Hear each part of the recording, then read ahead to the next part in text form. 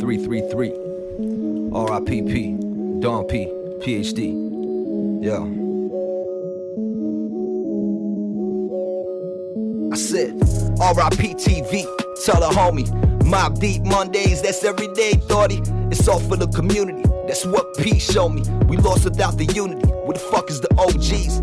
R.I.P.P. God bless the real. Only for the righteous. The rest will go to hell. Flipping through the book of Revelation. Figure it out. Transliterate the translation. Do it yourself. It's the last days. Life is a test and we in a cage. Concrete jungle. Everyday struggle. Fuck the pain. I'm on some HNIC shit. Hegelian 3 shit. If you don't know what I mean, you was never G. Real shit. R.I.P. Yo, P, play that beat back, 333. Burn some weed, we repeat that. Shake me up a Tuka pack, break me off for 20 pieces. I'm gone, never looking back. Y'all can't talk to me. R.I.P. TV, tell the homie. Mob Deep Mondays, that's everyday, thoughty. It's all for the community. That's what P showed me. We lost without the unity. Where the fuck is the OGs? Like the weed, play some IMD for me. It's hell on earth for real, but y'all don't wanna see paper trail politics. All the shit was prophecy, strictly for the family. Peace to the prodigy. R.I.P.P. I sleep when it's time for me. Dope dreams bring the skizzy, pour the Hennessy. Searching for some inner peace, couple hundred G's. Deadly weapons and some weed just for you and me. R.I.P.P. I sleep when it's time for me. Dope dreams bring the skizzy, pour the Hennessy. Searching for some inner peace, couple hundred G's. Deadly weapons and some weed just for you and me. Yo.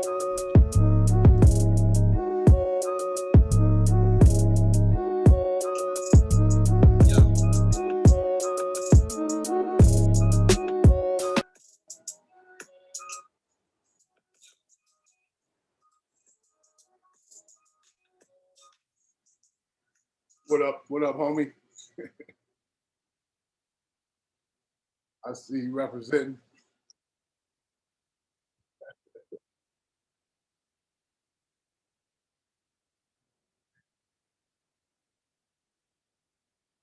Man, you was a good dude, man. I swear to God, you was a good dude, man.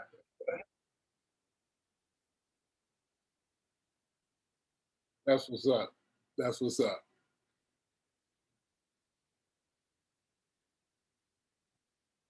Mm-hmm.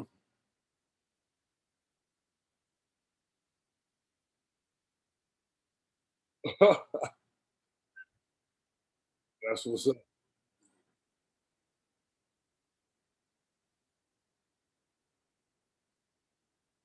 Mm.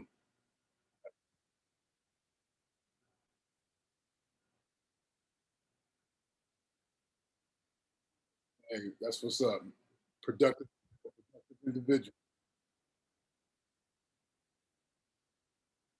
You definitely are, man. You touch a lot of people, man.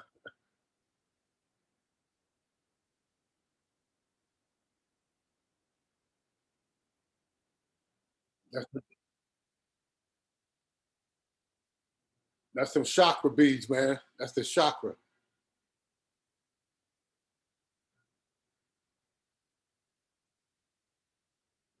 Mm.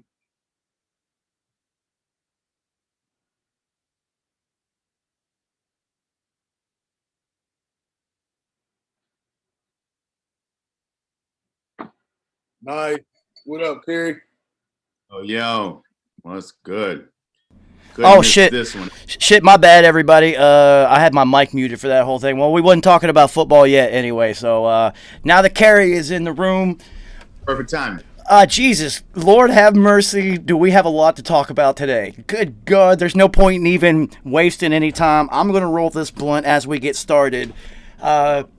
Where am I starting first? The Patriots are on the goddamn move, everybody. The hoodie, yo, this is literally Star Wars. All right, so Tom Skywalker just blew up the Death Star last year in Tampa, right? So Emperor Belichick is not taking that shit laying down, everybody, and now the Empire just is striking back. Dude, 20 years of being a Pats fan, they have never spent a penny. They just dropped $163 million today already. Yeah. Oh, We're already 200 million over every team in the NFL. dude, Okay. are you kidding me? They are signing everybody. This is amazing. It's like he saved every penny for the last 21 years to make this year happen. Oh man, it's gonna be very interesting. Dude, Jonnu Smith, Hunter Henry, are you now, Carrie, the conversation you and I were having about that is so goddamn funny, dude. It is so funny. You know, so Roger, Carrie was just like, so which one is the Aaron Hernandez in this scenario? And I was just like, well, the white guy's name is Hunter. Oh yeah. But Jonnu Smith has mental health issues, so it's a flip of the coin on which one's going to be Scarface out of that duo. But literally, they have the best tight end room in the NFL now. Yep. Like, what a fucking upgrade. Maybe underrated.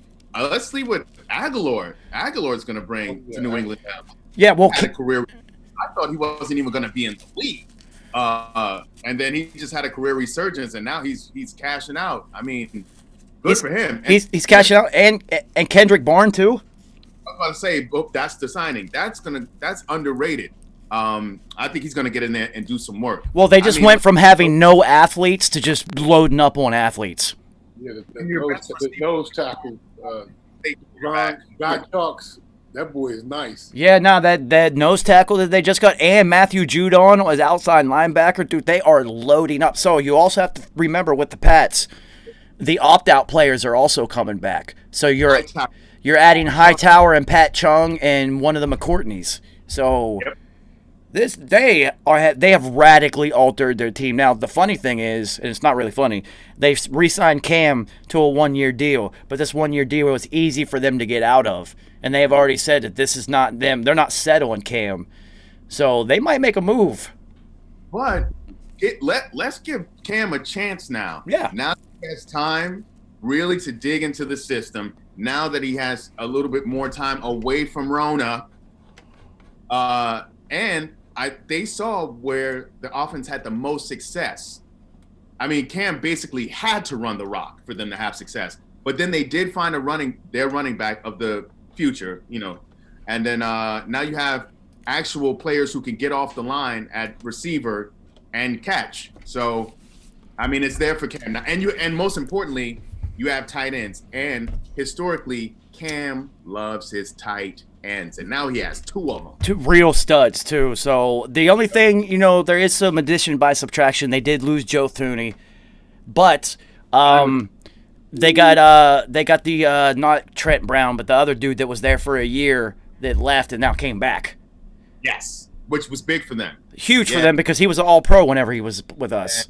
Yeah, he got his money, now he's back. Well, remember everybody was questioning if he had a real commitment to football. They knew he was big and physical, and they gave him that 1-year deal, and he proved it, went and got paid, and now they're just like, well, you can have him back. Trent Brown. It was Trent Brown, right? So, I got one more question about the Pats. I mean, I could sit here and talk about the things that they're doing. Like, this is so unprecedented. Yeah, this is so unprecedented. It's so much fun to watch. The other question... Sales didn't go grocery shopping like this. Not like this, dude. Not like this. I think... Dude... Spent a lot of money on defense. Dude, I think he watched Tom win, and I think him and Robert Kraft were just sitting there just fucking just, that's it. Which one of us is selling our soul? We're not going through this shit again. Yeah. Dude, they just made today so much fun. It was so much fun that they were doing this because I'm watching the Pat McAfee show, and every time there was a signing, a Brinks truck backed up into the middle of the screen. So it just kept happening throughout the whole show because so many people were getting signed today. So, where was Aguilar at? I didn't even know where was the Raiders. Oh, wow. Yeah. Wow. So, great season. He had a great season, so this lets me transition right into my next train of thought. What the fuck are the Raiders doing, guys? What the fuck are the Raiders doing? Does John Gruden really, really hate Derek Carr this much? They just cut 4 starting linemen. I told you. I don't care what he says. I don't care what Mike Mayock says. David Carr is not their guy. It's just that he is a great guy, and guys like him because he's a good dude. You know what I'm saying? But he's not their guy. He's not their guy. Not it. So, Roger, let me ask you something. If you're on an NFL team and you're coming into the next season and they just jettisoned your entire starting offensive line, what does that say to the players in the locker room? that are coming in, or the guys that are in the locker room that The guys that have been there, like, what the fuck? they better watch their back. They better hope. they better hope they are part of the transition, because when people are leaving and getting cut and trade and all that, them trying to make some moves to, they're trying to make the team better. And like you said, the hoodie is not fucking around. He's trying to make it happen. Oh my God, they just made the NFL so much fun because everyone hates the fact that the Patriots might be relevant again. They thought it was over. This is so much fun. Bills Mafia was about to take over this division.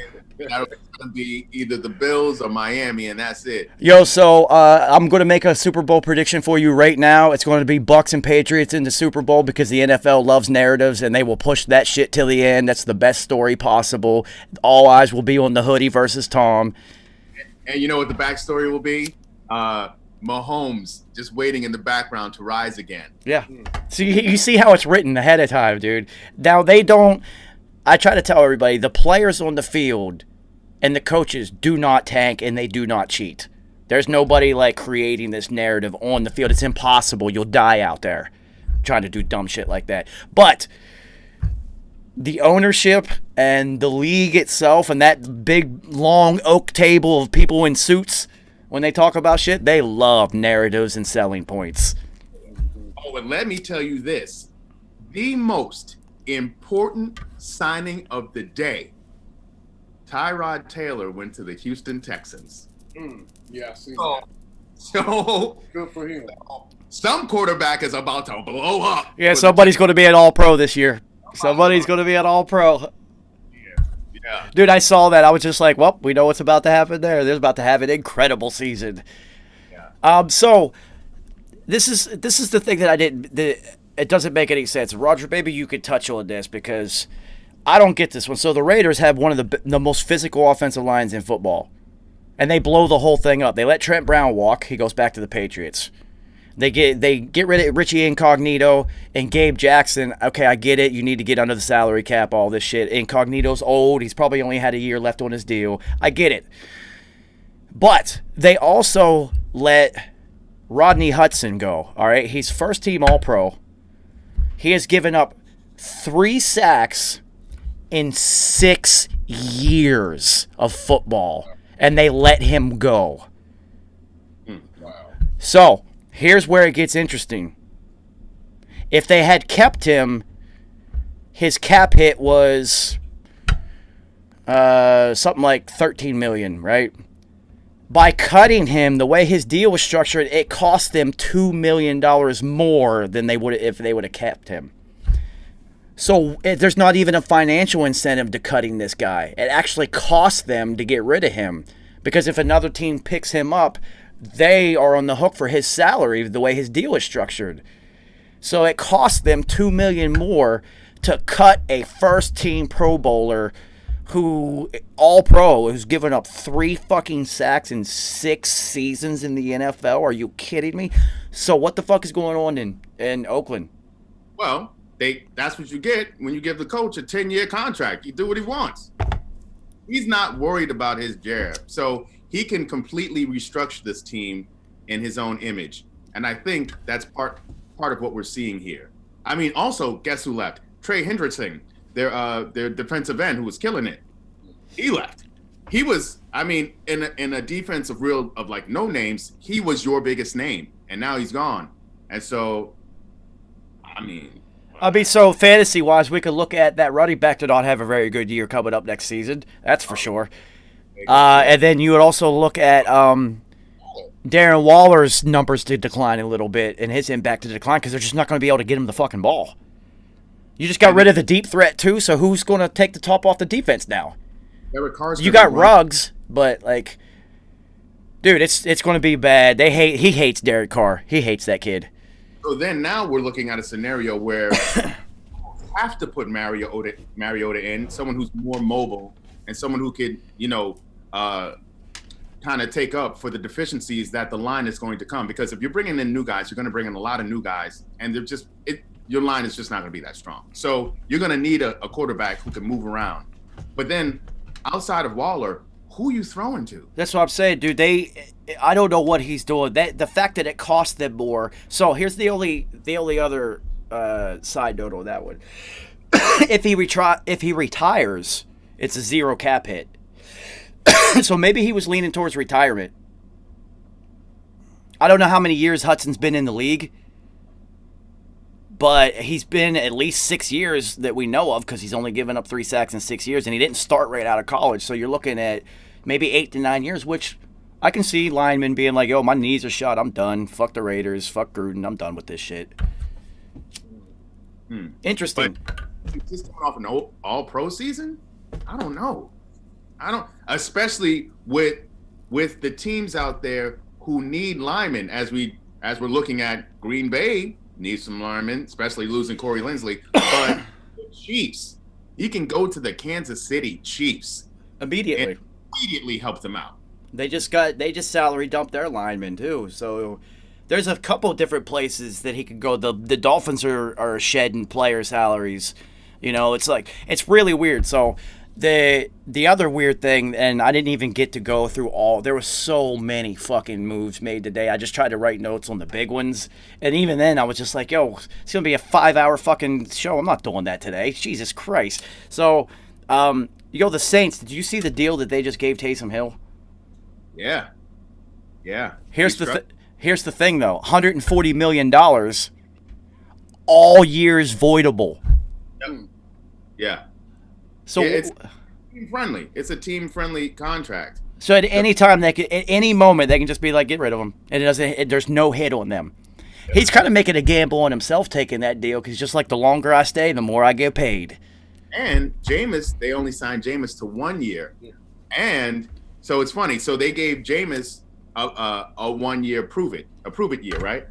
But they gave him 4, but fully voidable. That's weird that it was fully voidable. So now look at this. Andy Dalton got signed by the Bears. Whatever. So that lets you know that they're out of the game on Russell Wilson and Deshaun Watson. Jameis gets busy this year, right?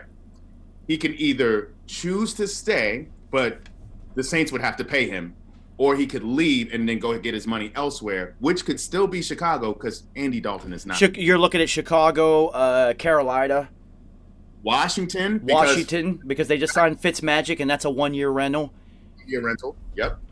He upgraded. Well, no, so that we'll get to Washington, because there are a few teams that so many things happen. I was just like, all right, we got to talk about this team, and we got to talk about all of our own teams. I already talked about the Patriots. We'll talk about we'll talk about the Bucs right now. The Bucs are re-upping. They re-signed everybody. And we talked about that before. As soon as Brady restructured, I said, "Oh, they're going to resign Shaq Barrett." We knew it. I'm like, that move was just for Shaq Barrett. Period. And we knew they were going to, franchise Chris Godwin, because of the number was only like between 11 and 13 million, which is nothing. And that also, you can franchise tag Chris Godwin again next year if they repeat and try to go for 3, because you could do it for 2 years. And you just signed Levante David to a 2-year extension, so you keep your defensive heart. You got Devin White there. You have a young secondary. They just signed players up front. Sue's still out there, but he'll probably re-sign, because he doesn't care about money at this point. He already made $200 million in salary. There he goes. I mean, you still got Vita Vea, who was hurt most of last year, but then came back late. That Shaq Barrett signing was so big. It was just like, oh, you brought the whole band back. AB's going to re-sign with them. That's what I'm saying. AB's going to take less money so he can get these wins, because at this point, what better play? He's in his home state, and he's playing the quarterback he wants to play with. I bet you AB looks at that Taysom Hill deal and calls his agent and says, yo, let's do a voidable contract. That's a lot of money. That the longer I stay here, the more money I get. Yeah. Because Tom will just keep them. Dude, I'm looking for players to use that deal structure now, who, are just trying to, get a bunch of money instead of signing a long year deal and getting a bunch of money. You can get paid $140 million for Taysom Hill for 4 years. Dude, that doesn't even make sense. But if you look at how it was structured, he's not making that much money, dude. Not at all. Also, they got Gronk back. Yeah, and that's another one. They signed Gronk back. And you're going to get O.J. Howard back. Dude, they are primed, and Tom will keep them focused. He knows what it takes to repeat. He's done it before. And then they won 2 in 3 years, and then 3 in 5 seasons. So he knows, and they know that they have the goal of repeating. Now the Chiefs are like, oh, we're trying to create a dynasty. Tom's already done that. The little goal was just to repeat. And then the next goal, be the only one to have ever won 3 in a row, and then that'll be it. He'll go off after that.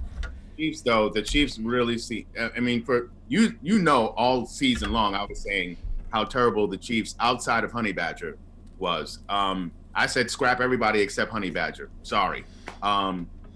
They know. I mean, you have a quarterback as great as Mahomes, and even though he was parallel flying through the air like Superman, still making passes, but there's no way he's going to survive, and there's no way they're going to win another chip unless they get better on defense. Point blank, period. They know that. So the next squad that I wanted to talk about, now we get the Bucs out of the way because they literally just re-upped, which is really rare for the whole squad to run it back. There were no other free agents out there that were better than the players that they already had on their team. Yeah, because those players also fit the Tom mentality. They're already in. So, yeah. And when teams win the Super Bowl, they get scraped for their players, especially on defense, and they were able to bring everybody back. So, side note on that, Kerry, they brought their whole coaching staff back too. The band's all back for another show, and look for them to repeat because they will be so focused. Baby. You saw that boat party? Shit, I want to play for the Bucs now.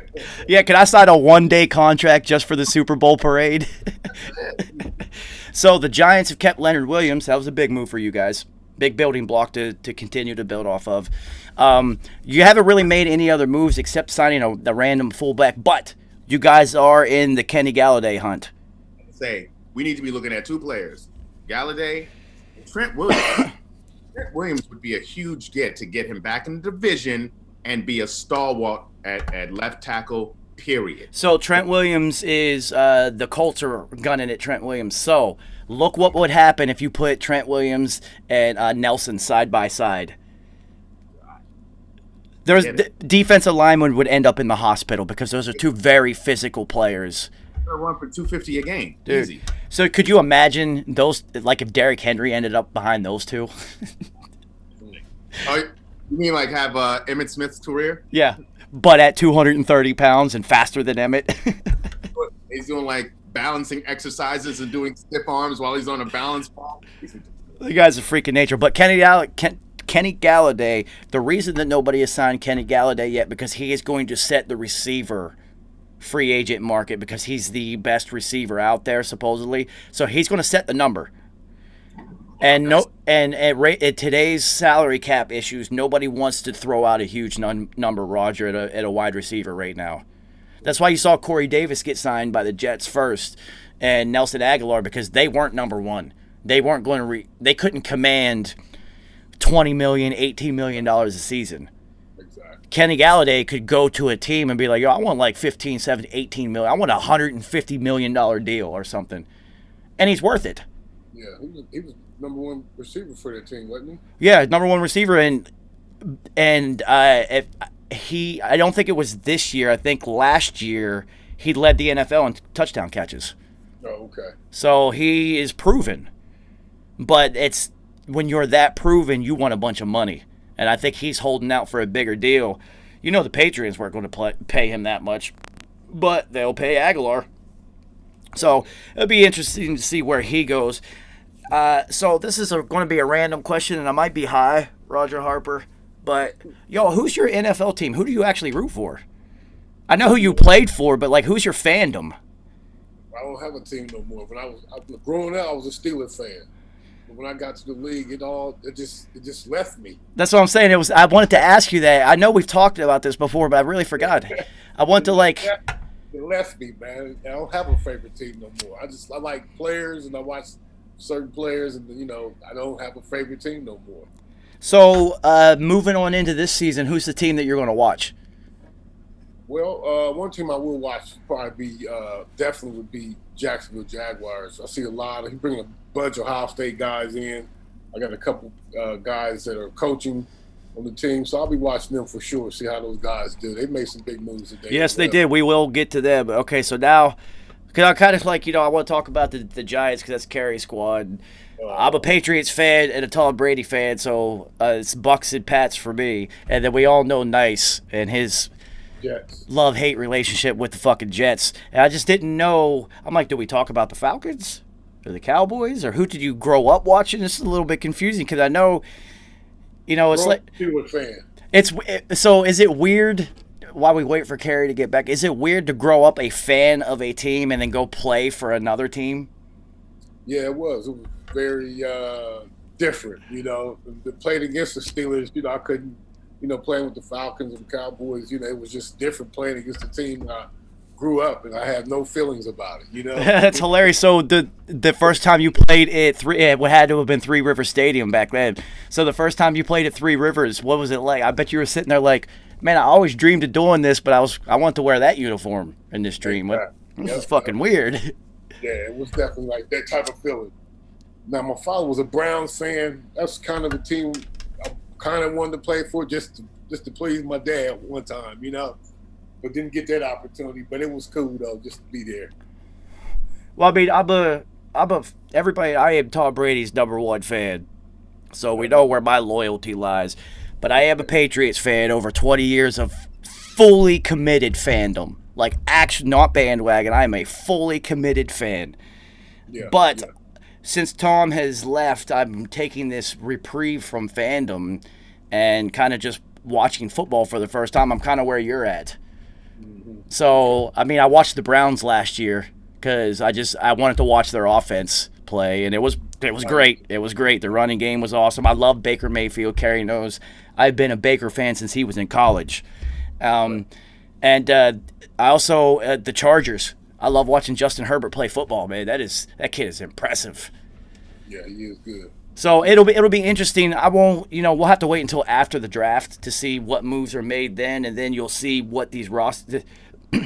There's never been a shift in the landscape of roster building in the NFL like this year. There are so many pieces moving. This is insane. It's so much fun. Yeah, it is. What other sport can hold your attention in the off season like this? None. There's none. Not unless you do like major moves in basketball. But at this point, everybody's trying to make a super duper team so they can beat LeBron and AD. So, yeah, it's not like this though, man. There's no draft that's a fucking event that draws hundreds of thousands of people to their live draft show and has millions of people watching. Which I have to. I heard you brought up Justin Herbert. Why did you take away Justin Herbert's? Why did you let his young stud tight end walk? Unless they have their eye on a tight end in the draft that they have identified that could be a stud. What if they make a move for that Florida tight end?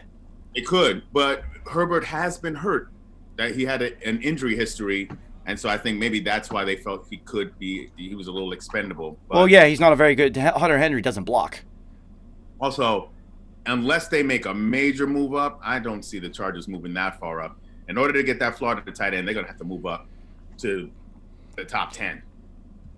Yeah, you are right. I don't know if they can make that move. So the other team that's making splash hits is the Titans. They have radically altered their landscape. Now, what did we say? I told you if they did not franchise Bud Dupree, if Pittsburgh did not franchise Bud Dupree, they were going to lose him, and that they should franchise him, and they didn't. Now he's a Titan. They played themselves. Pittsburgh played themselves on that one. So they also, Kenny Vaccaro and Malcolm Butler got out of their secondary. Their secondary wasn't any good anyway, so they're going to shed the big salaries and just rebuild that shit anyway. Jonnu Smith exiting is a big fucking deal. But Corey Davis. Yeah, I kind of know Corey Davis has underperformed his draft position and whatnot, and he's coming up at the end of his contract, so they're not going to want to pay him too much. He had a good year this year. A good year, but this is the only one, so I'm sure as in this salary dumping era that we're in right now, that was one that were like, all right, we can get another kid just as big as fast. It's going to be cheaper because he really didn't have that big of an impact. Jonnu Smith, though, Carey, Fursker is going to have one hell of a year this season because Jonnu Smith is gone, and that's why they let him go, because at the end of the season, Fursker emerged. He did. Yeah. Because we were like, who the fuck is this guy? Who is this guy? Yeah, but he did step it up. And he became their red zone target at the tail end of the year, because he was frustrating the shit out of me on my fantasy team. I'm just like, why? Who is this guy? Why do I keep missing on him? I can't pick him. His name's Furkster. I don't believe it. But it's interesting on how they're gonna employ him, because with Jonnu Smith, they had him they did reverses with Jonnu. They had, they ran Wildcat with Jonnu. They did everything. So, I mean, New England, Josh is going to have a lot of fun things to do with Jonnu. That's going to be interesting to see. So we just got to see what the Titans will do on offense to open it up more, so that people are just not focused on King Henry the entire time, which the way that's all I'd be looking at. But the Titans will get back Taylor Lewan, which was a big injury hit for them last year. Well, I would look for whichever receiver that they draft, which is probably what's going to happen now that they just let Corey Davis go, to have the possibility of having a good year, because now everyone's just going to double A.J. Brown constantly. They don't have Jonnu Smith to worry about flying up the seam. So they've altered their landscape, but they're also going Danico Autry and Bud Dupree. They've added to the D-line, so they just upgraded big time. Huge. And then you also have their safety, who's an All-Pro. So, I mean, my main concern with them is that corner, what they do there. Because especially in that division, you need corners. I think that's one of the reasons why they were so willing to make a splash hit with Bud Dupree. Is like, I mean, we need to get some fucking pressure to help these corners out, because they suck. Yeah. So Corey Davis leaves and goes to the Jets. So that's the only. They also re-signed Vincent Smith, who was like their third receiver, who kind of. He did a couple things. He did a couple things. Well, they're looking at the potential that he has, apparently. But what this signals to me is they have just signed 2 receivers, and they are openly shopping Sam Darnold. So they are still trying to get Deshaun Watson hardcore in Jets land. So, I mean, is that enough to entice somebody, Corey Davis and Vincent Smith? But Will Fuller is still out there, right? Yeah. So if you snag Will Fuller, I mean, that was Deshaun's boy. So that could be an interesting piece if the Jets are able to pick him up. If the Jets pick him up, Roger, you can guarantee that they're going all in on Deshaun Watson. Especially with the Bears slided fucking the Red Rocket. So that you could tell that they're out of it. They weren't willing to give up what's necessary. They still might be able to get Russell Wilson. You never know. They might have gotten the Red Rocket as a trade bait to send him to Seattle with some picks and whatnot to get Russ. And we also have to remember, A.J. Green is still out there. I mean, he was a shell of himself last year, but does he stay with Cincinnati to see how Joe comes back and how he rehabs, or does he leave the only franchise he's ever been with to test the waters? And does anyone kick the tires on him? I don't think anybody does, because everybody's going so young in the receiver rooms, and he needs to prove that he can still do something. Because T.Y. Hilton's still available, and T.Y. put up numbers the last couple games of the year, and he can run still. A.J. Green can't run anymore. And Drew Brees isn't here to just throw slants to Michael Thomas and A.J. Green all day. So where he's going to end up somewhere that there's an injury in training camp or something. So I wouldn't look for A.J. Green to possibly even sign to somebody until training camp in the season, because you're going to need – it's going to be like a receiver of need. Like, oh, shit, we need somebody. It's going to probably be a veteran who gets hurt, so they can bring in the veteran aspect of A.J. Green, because now you're missing the leadership part. So who knows? I always thought Green Bay would be a good spot for him. Actually, not bad. If he's willing to move into the slot like Larry Fitzgerald did, and just occupy that space and use your football IQ and outrageous catch radius that he has. It's retarded, so we'll see where he goes. The Jets, we know they're all in. on Deshaun. I'm telling you, that Red Rocket signing is interesting to me. It really signals that they're out of the Deshaun Watson market. And also, if I'm Allen Robinson, I'm looking at the Bears like, what? What are we doing? Well, see, that lets me know. I'm telling you, they're still trying to get Russ. I'm looking at Andy Dalton as, I don't know what his number was. How much did they pay him? Oh, he got a 1-year deal, as 1 or 2 year deal. It wasn't breaking the bank. So, it looked like backup money, and it looked like. Yeah, so it's interesting. Maybe they'll shift him to Seattle also. You never know right now. So we got 8 minutes left on this segment. Chocolate City, Fitzmagic time in Chocolate City.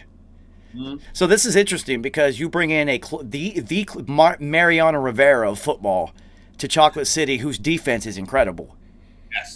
Yes. So they instantly upgraded. Even though Alex Smith, it was a feel-good story, there is physical limitations into what he is even capable of anymore. Afraid to play him. Because they were on the field when that coaching staff was on. They saw what happened. They don't want it. And we remember the Hail Mary game-winning throw from Fitzmagic, where his face is getting ripped this way, and he still throws accurately and wins the game. Yeah, Alex Smith's not doing that. So you bring Fitzmagic to Chocolate City. I want to see what his rapport with McLaurin is, because that kid had a good year.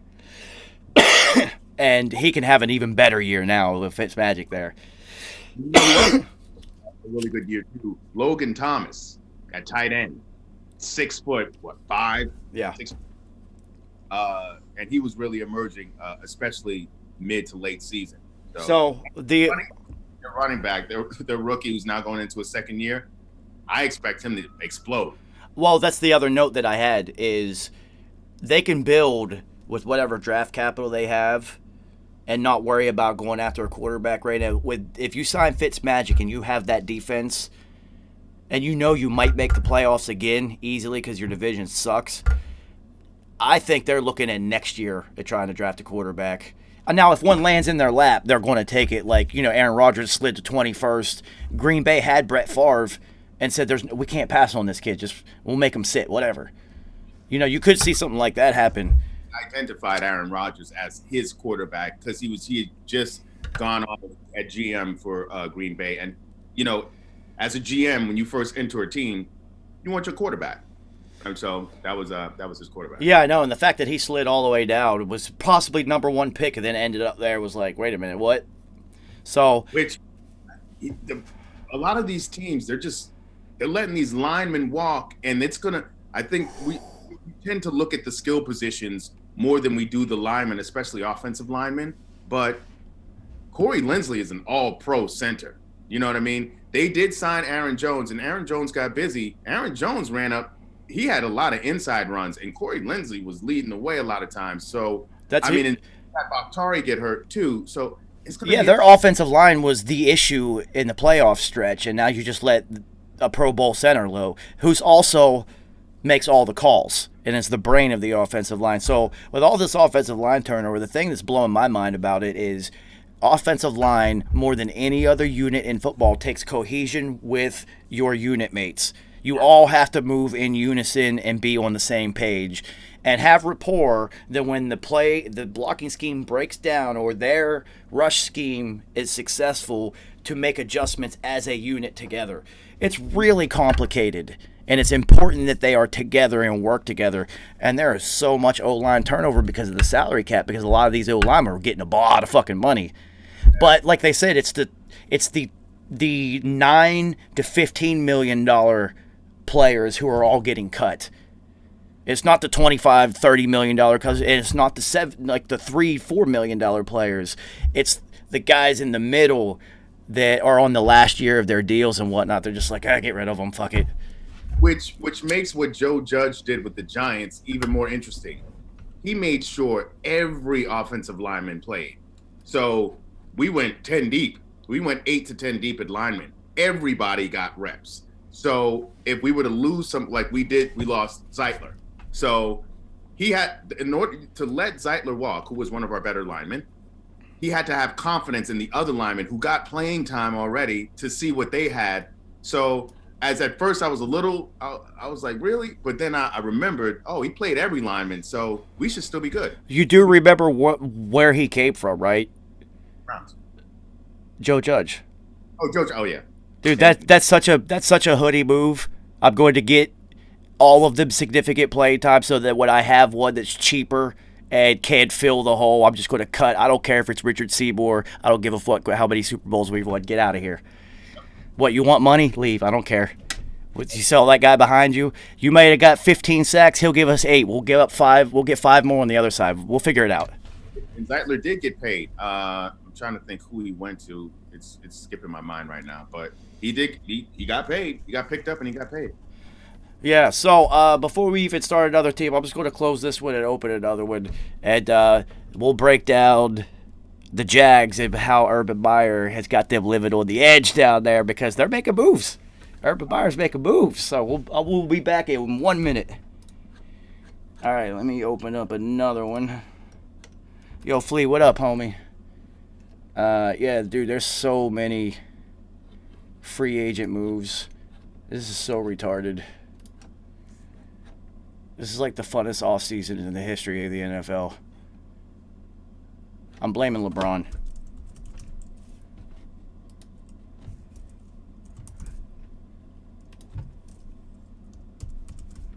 LeBron changed the way that free agents view themselves in sports.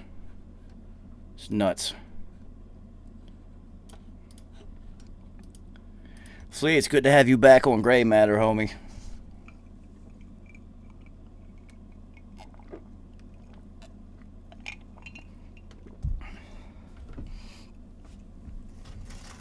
The Patriots.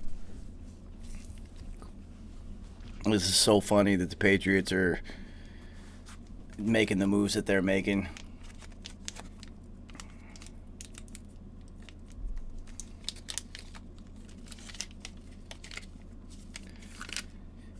You know, first segment over.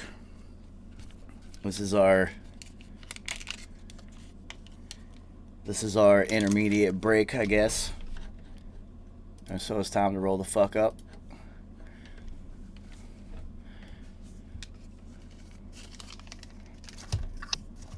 Yo, so Urban Meyer has got me cracking up.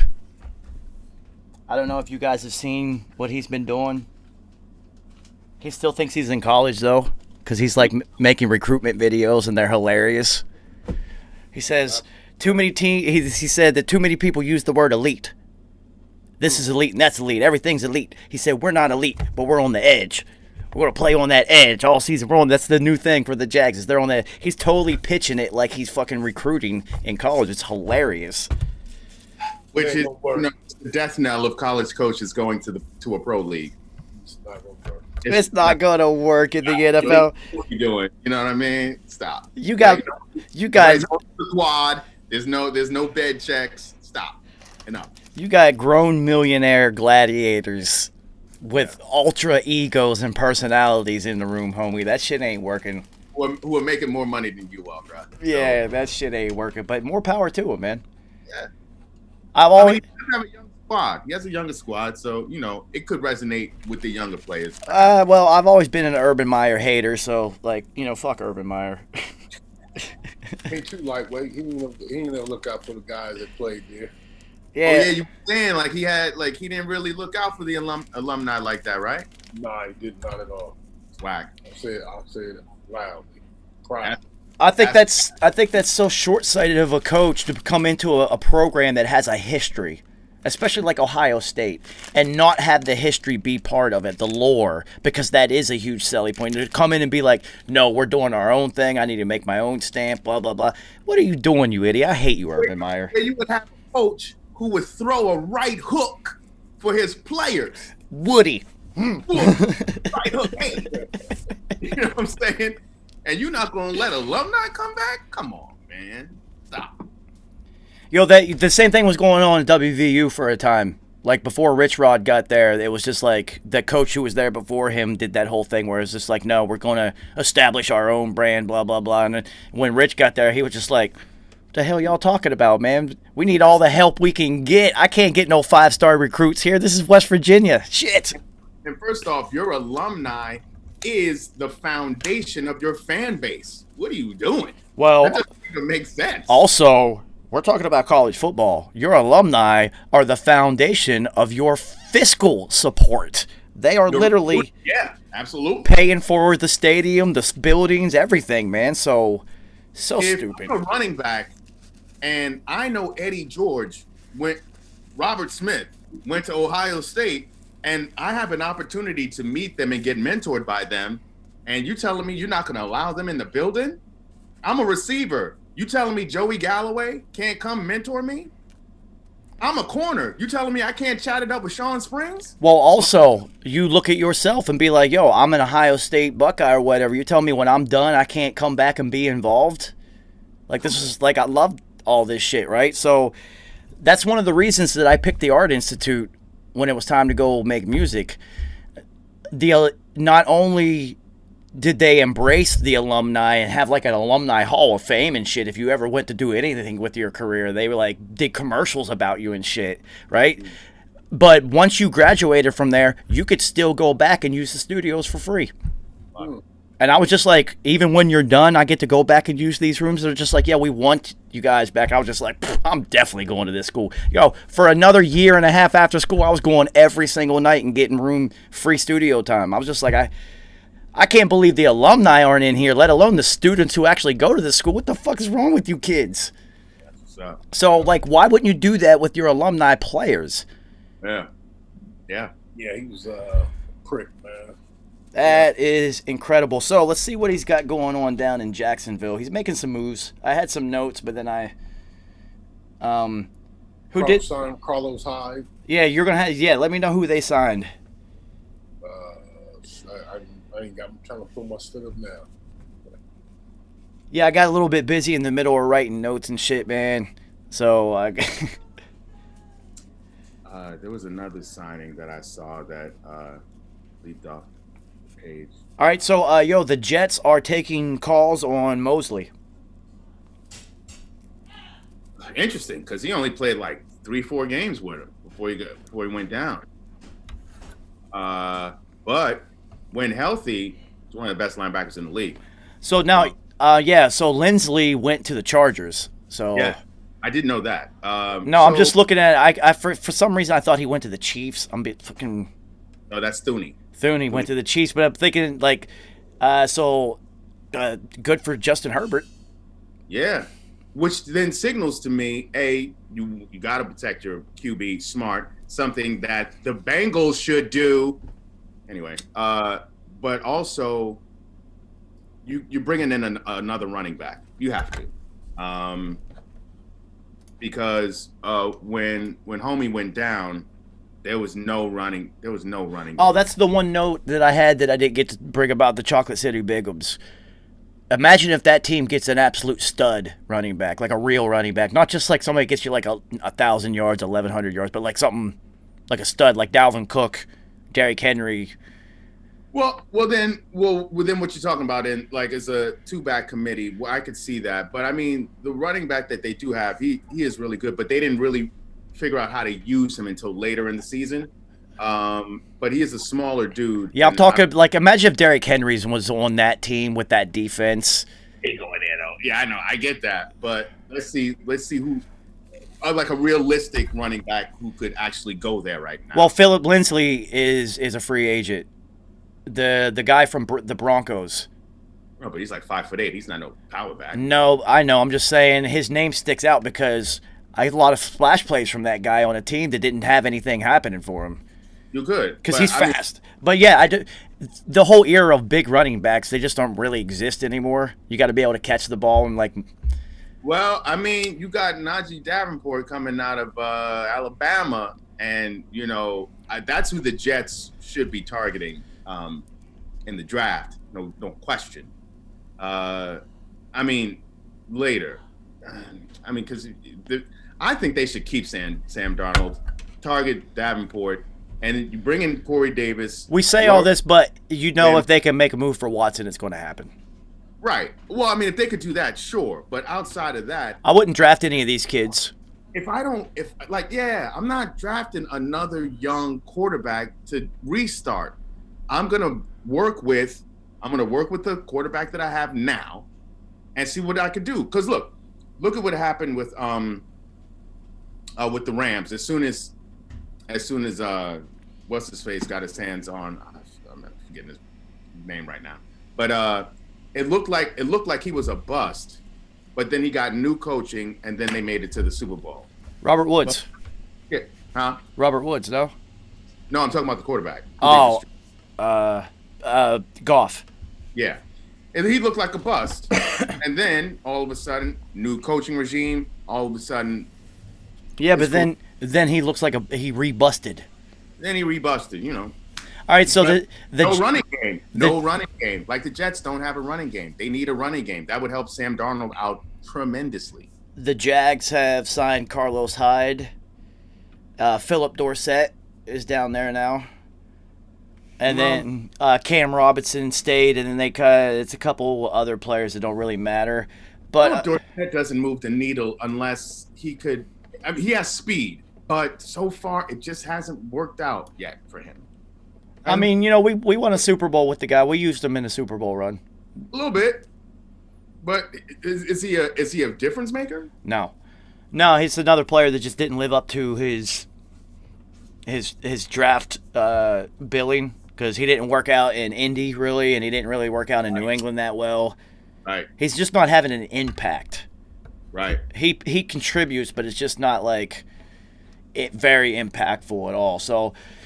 They haven't not really doing a whole lot. Let me see what else is going on. There's so many moves today, dude. There's moves happening while we're having this show right now. That's the funny thing. I wish I had a live tracker. I know. I had a ticker. We need a ticker.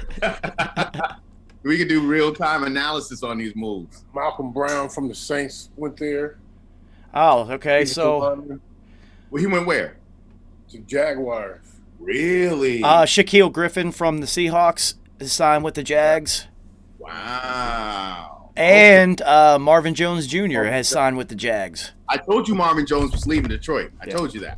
Yeah. So these are major moves. So what you're just saying is your locker room is now solidified. Because what have I been saying? The Jags do not have a leader. And I thought it was going to be Myles Jack, but he didn't really step into that role.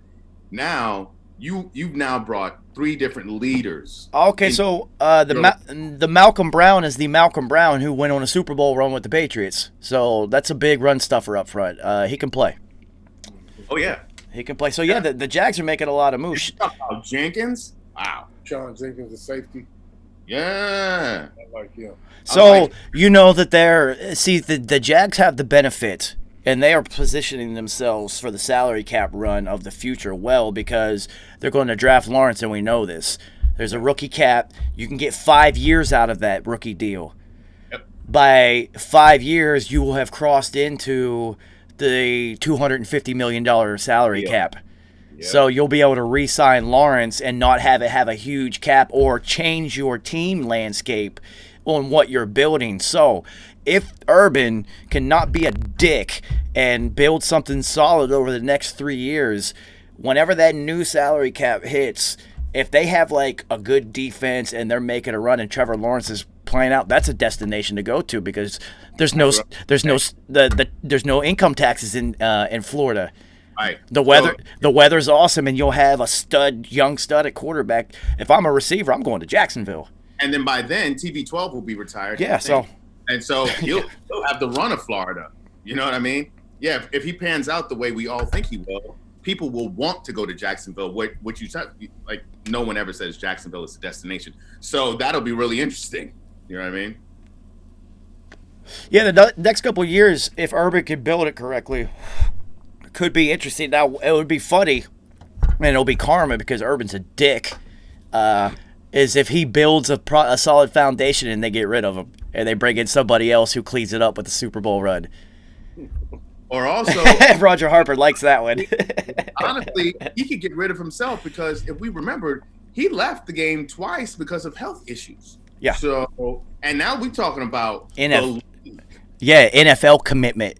the league. Yeah, which so it's different. It's an underlying reasons besides health conditions. Straight up. Oh, gotcha. Florida, I tell you off the cuff. Gotcha. Florida cheating, and then up here with Ohio State was the crooked ass coach he let whoop on his wife that he kept around, but the good old boy system he kept around. So he had his reasons. And, he's a character on the sidelines. I'm sure you guys seen him holding his head and screaming and bending, just doing all this and just very charismatic on the sidelines. He can't do that shit in the pros, acting all. His name's Urban Meyer, and look at his haircut. He's definitely part of the good old boys. Fuck Urban Meyer. Yo, I never liked him, man. I've gotten over my Ohio State hatred. I don't hate things. But the whole Houston, Ohio State, even when I didn't like his offense. I just don't like Urban Meyer. I never liked, and then his sweater vest thing. Wait, Houston? He ain't had nothing to do with us. No, where was he coaching at before? He was with Alex Smith and them in Utah. I got the uniform. No, you wouldn't want no UVA's cool, baby. Sorry, Kerry. I got the helmet colors and the uniform colors mixed up. He wasn't no cool, baby. Oh, yo, I don't know if you guys got the invite that I sent in the email for the bracket challenge. I'm gonna fill that out. Yeah, so you can jump into that one. Then I will also implore you to also enter one into the Pat McAfee room.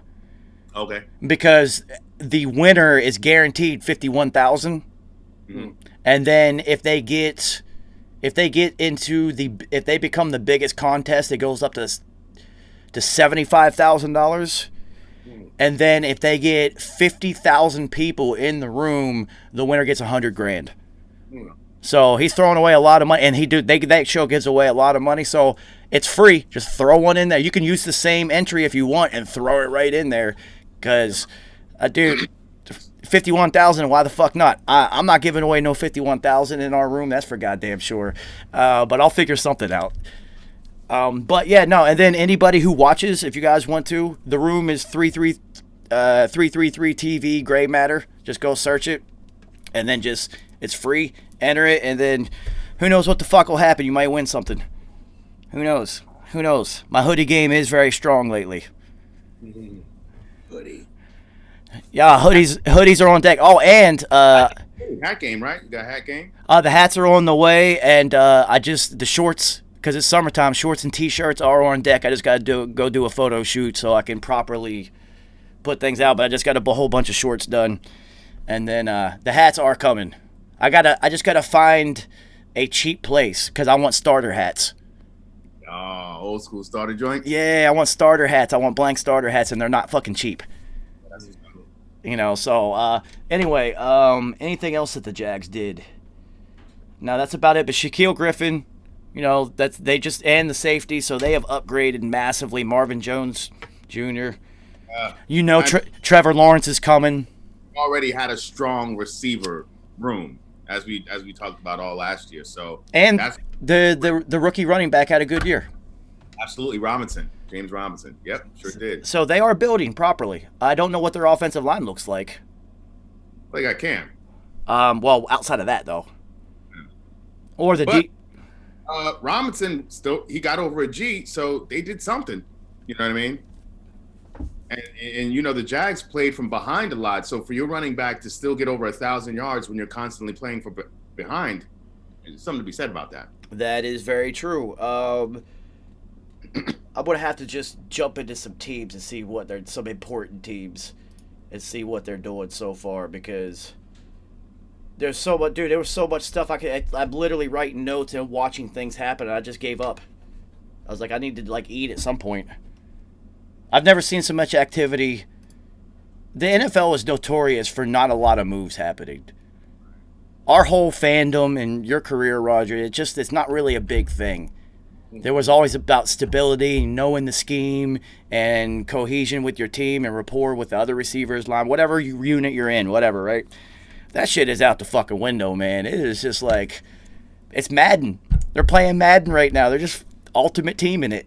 Well, speaking of which, let's talk about let's get into one of your former teams, Roger, Dallas. Oh, okay, yeah. Let me.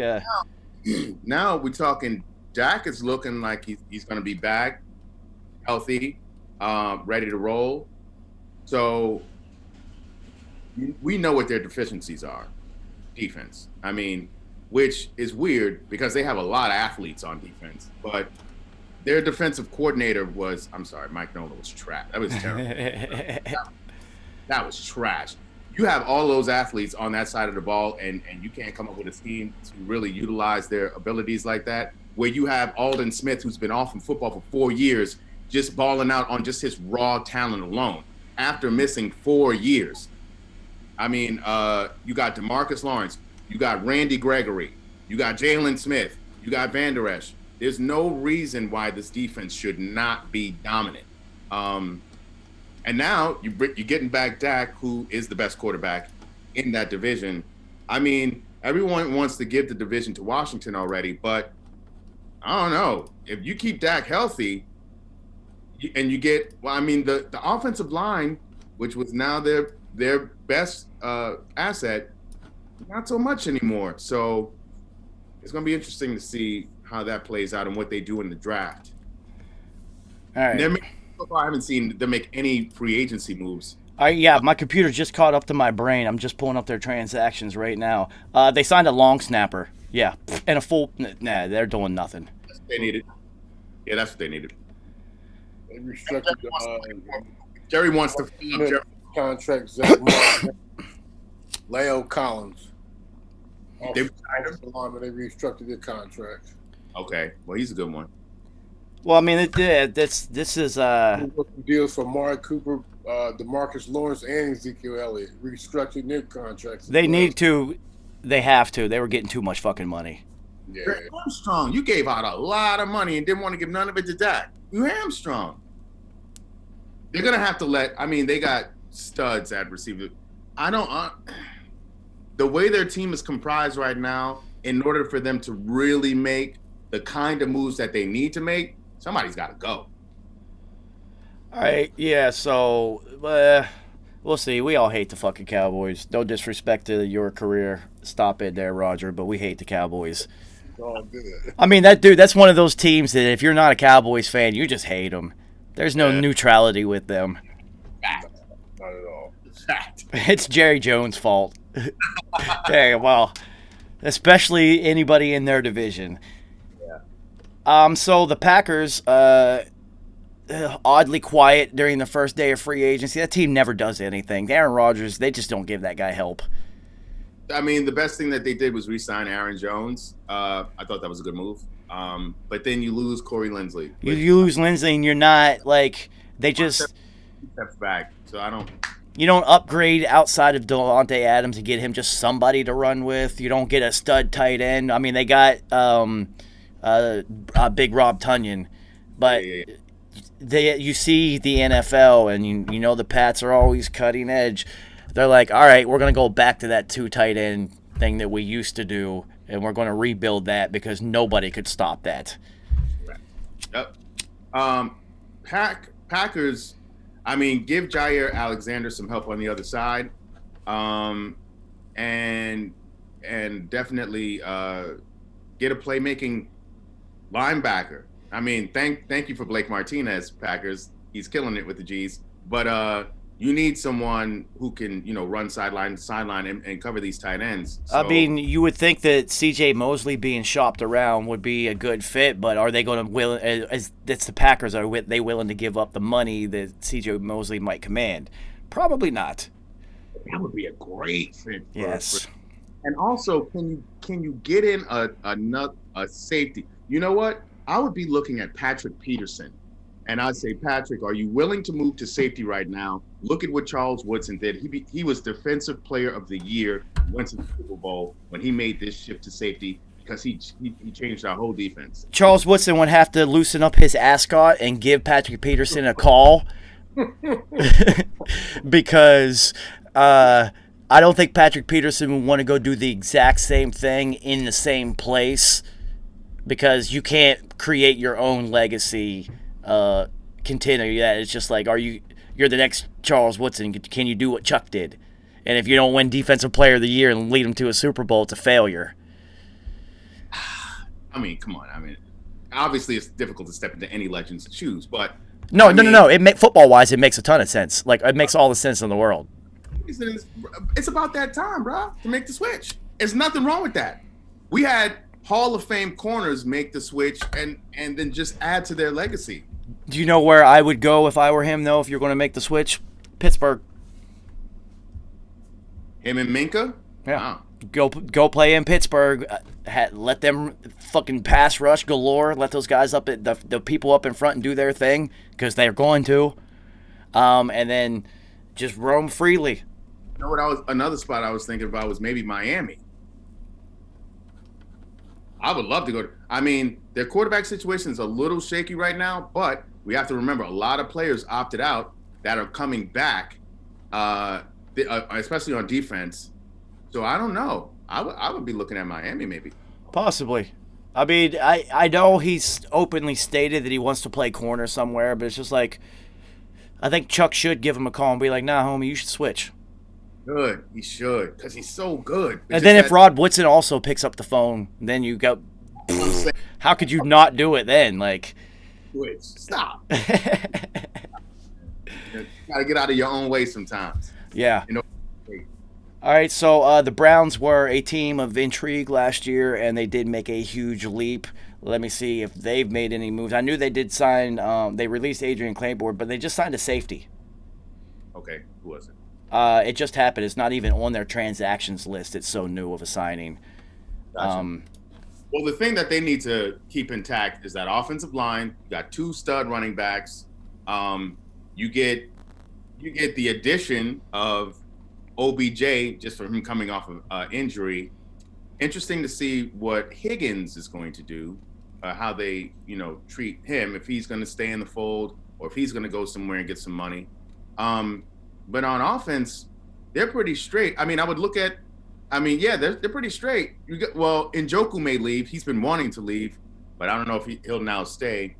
Where they need to look at is linebacker. Obviously, you want to get someone to pair with Myles Garrett.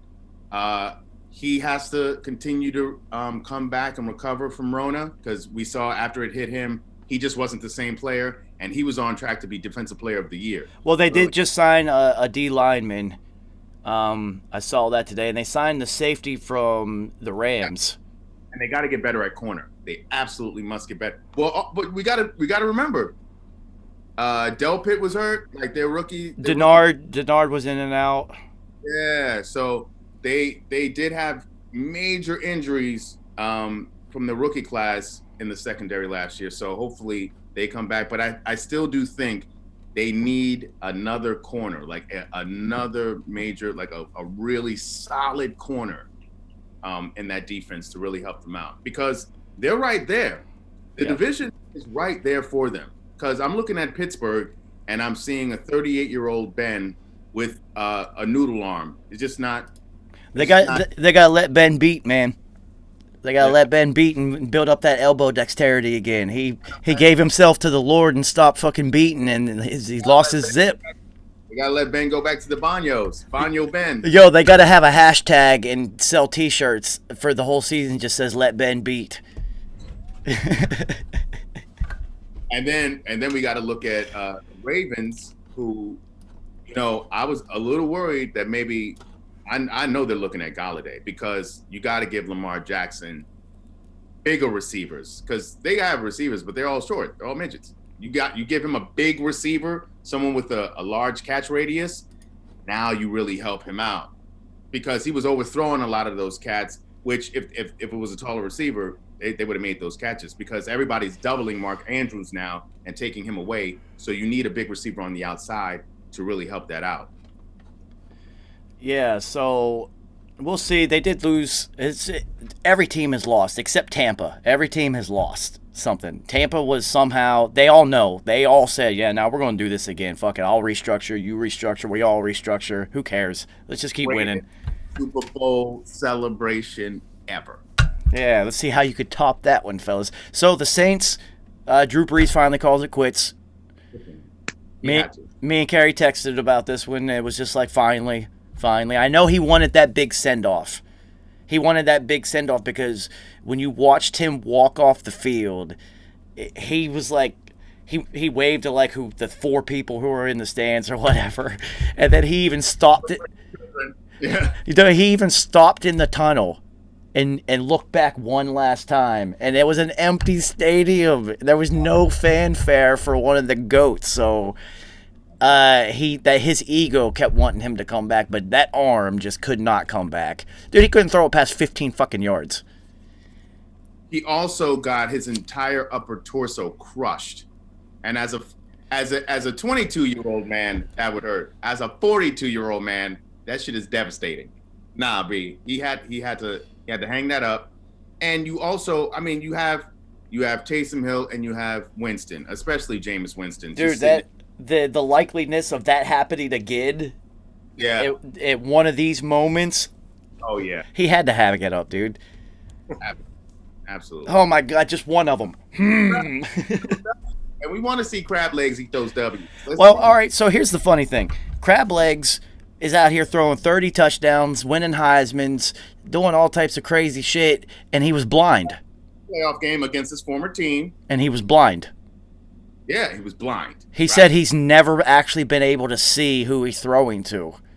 And he had LASIK surgery, so now he's out here playing in 4K. So it's going to be really interesting to see what he does now that he's going to get a full chance to be the guy. No one has ever denied his arm talent. They've questioned his decision making, but again, he could not see. That's incredible. You know what I mean? He was squinting all the time. I remember all his press conferences. Yeah. I have headache issues. I'm always squinting. I notice other people doing it. Like, I was just like, the fact that he's never been able to see makes sense to me. Totally makes sense. Oh man, he's so talented too. So it'll be really interesting to see what happens. Yeah. So I hope I actually hope he blows it up this year, and then that he actually stays in New Orleans. I think going to Chicago would be a mistake. Stay in New Orleans. He's from the South anyway. You have Alvin Kamara. You got that defense is much improved. I wouldn't go anywhere. And the people, listen, if you're in New Orleans and you balling, all those decades that they were trash and they were the Aints, if you can continue what Drew Brees built upon and keep them right here and then always in playoff contention, those people will love you forever. So yeah. I wouldn't go anywhere. No, I wouldn't go anywhere either. New Orleans is dope. Yeah, I mean, all the crab legs you can crawfish you can eat down there. Yeah, that boudin, you know what I'm saying?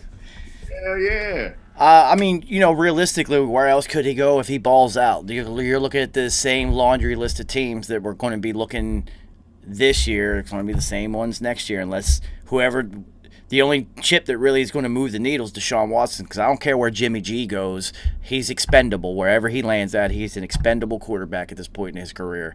And, Matthew Stafford over in L.A., he's not going to be there that long. We'll see if he can extend his career, because he did physically take an absolute beating for the first 10 years of his career.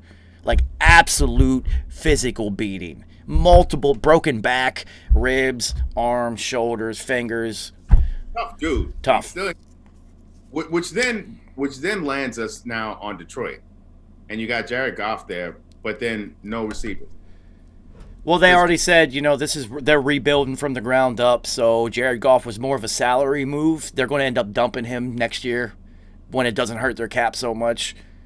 And plus, they needed to take on that salary hit in order to get the draft capital from the Rams in return for Stafford. So the Rams are all in on that defense, and they're like, listen, we're right there, so let's just go.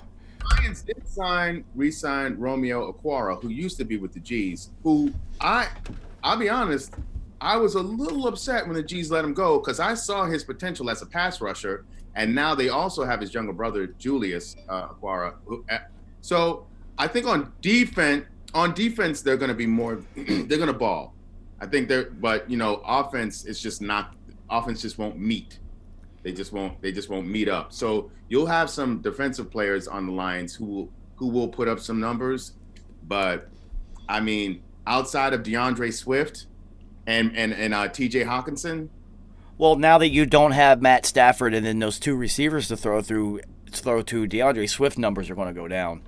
And TJ Hawkins is going to be doubled. Yeah, they're going to go down. So, all right, so I'm going to end this one and open up what will be our third segment of the show and my third blunt, because that's typically how things time themselves out. And we will see if we can somehow figure out a way amongst our three football brains combined to unfuck the Houston Texans, because Jack Easterby is my favorite NFL employee. Like, his meteoric rise from his humble beginnings as a team chaplain to now a GM is incredible. I love every second of it. I don't understand any of it, but I love it. So, I want to close this out, and then we'll discuss Jack Easterby in detail in 1 minute. All right, time to roll the fuck up, and we can talk about this dumpster fire that is the Houston Texans, because they fucking suck. But it makes it fun to talk about them. And like I said, is there any other sport where the off season is so much fun? I mean, I know, like, there's big soccer moves that happen, and they're like $100 million deals, $1 billion deals, and whatnot. But they don't have free agency like this. It's not like this. It's 53 people on a roster, game day roster.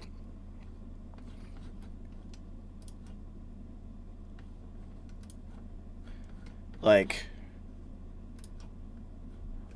Flea, I really feel like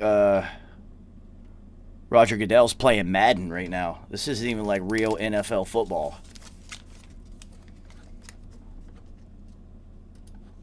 It's literally like Madden Ultimate Team, and I think it's fucking hilarious.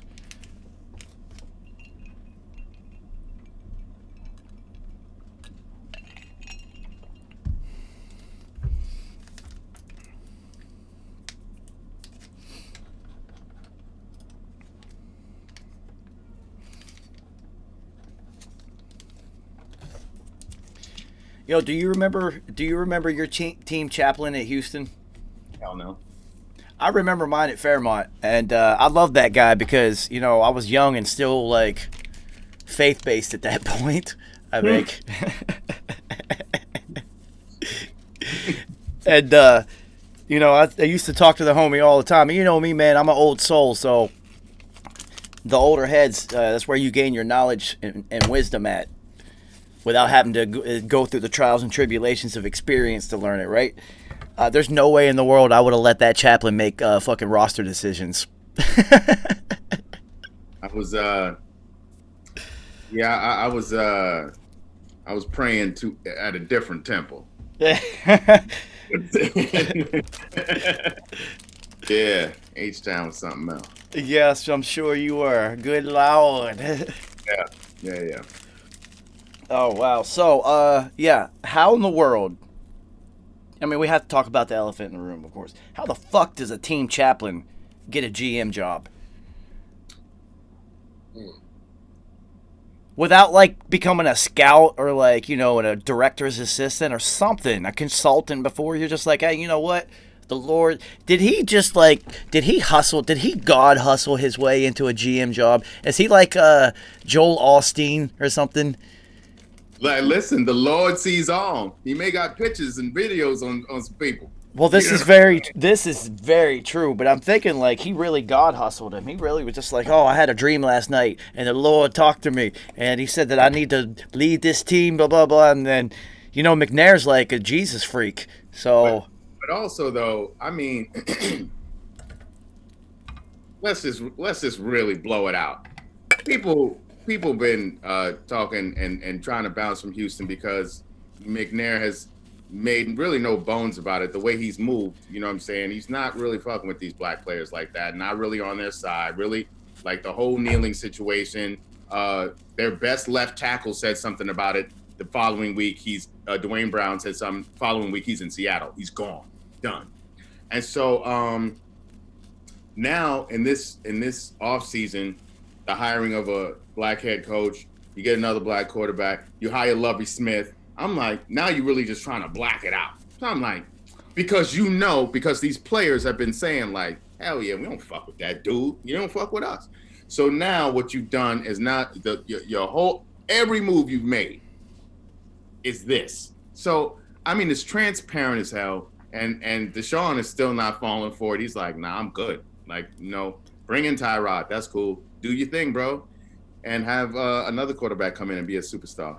I just had a hilarious thought. What if McNair had his fantasy come true, and he was able to field an all-white NFL team?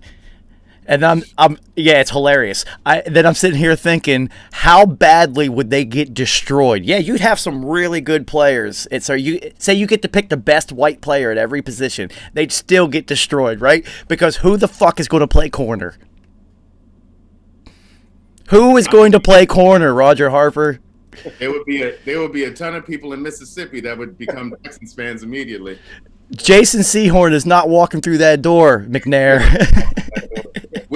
Where's Archuleta when you need him? That's what I'm saying. Like, who is going to cover these receivers? They are going to get destroyed. Yeah. Destroyed. Oh, hilarious. That would be hilarious to watch. As a white guy who doesn't give a fuck about none of that shit, I would be dying. That would be so much fun to watch. Got to bring back Mike Allstott. Oh, my God. Much. Tommy Vardell. They give Peyton Hillis a call. He'll have a career resurgence. And the old wishbone. Yeah. I mean, nobody would want to play for that team. You'd be like, I ain't going over there. You ain't going to paint me in that light.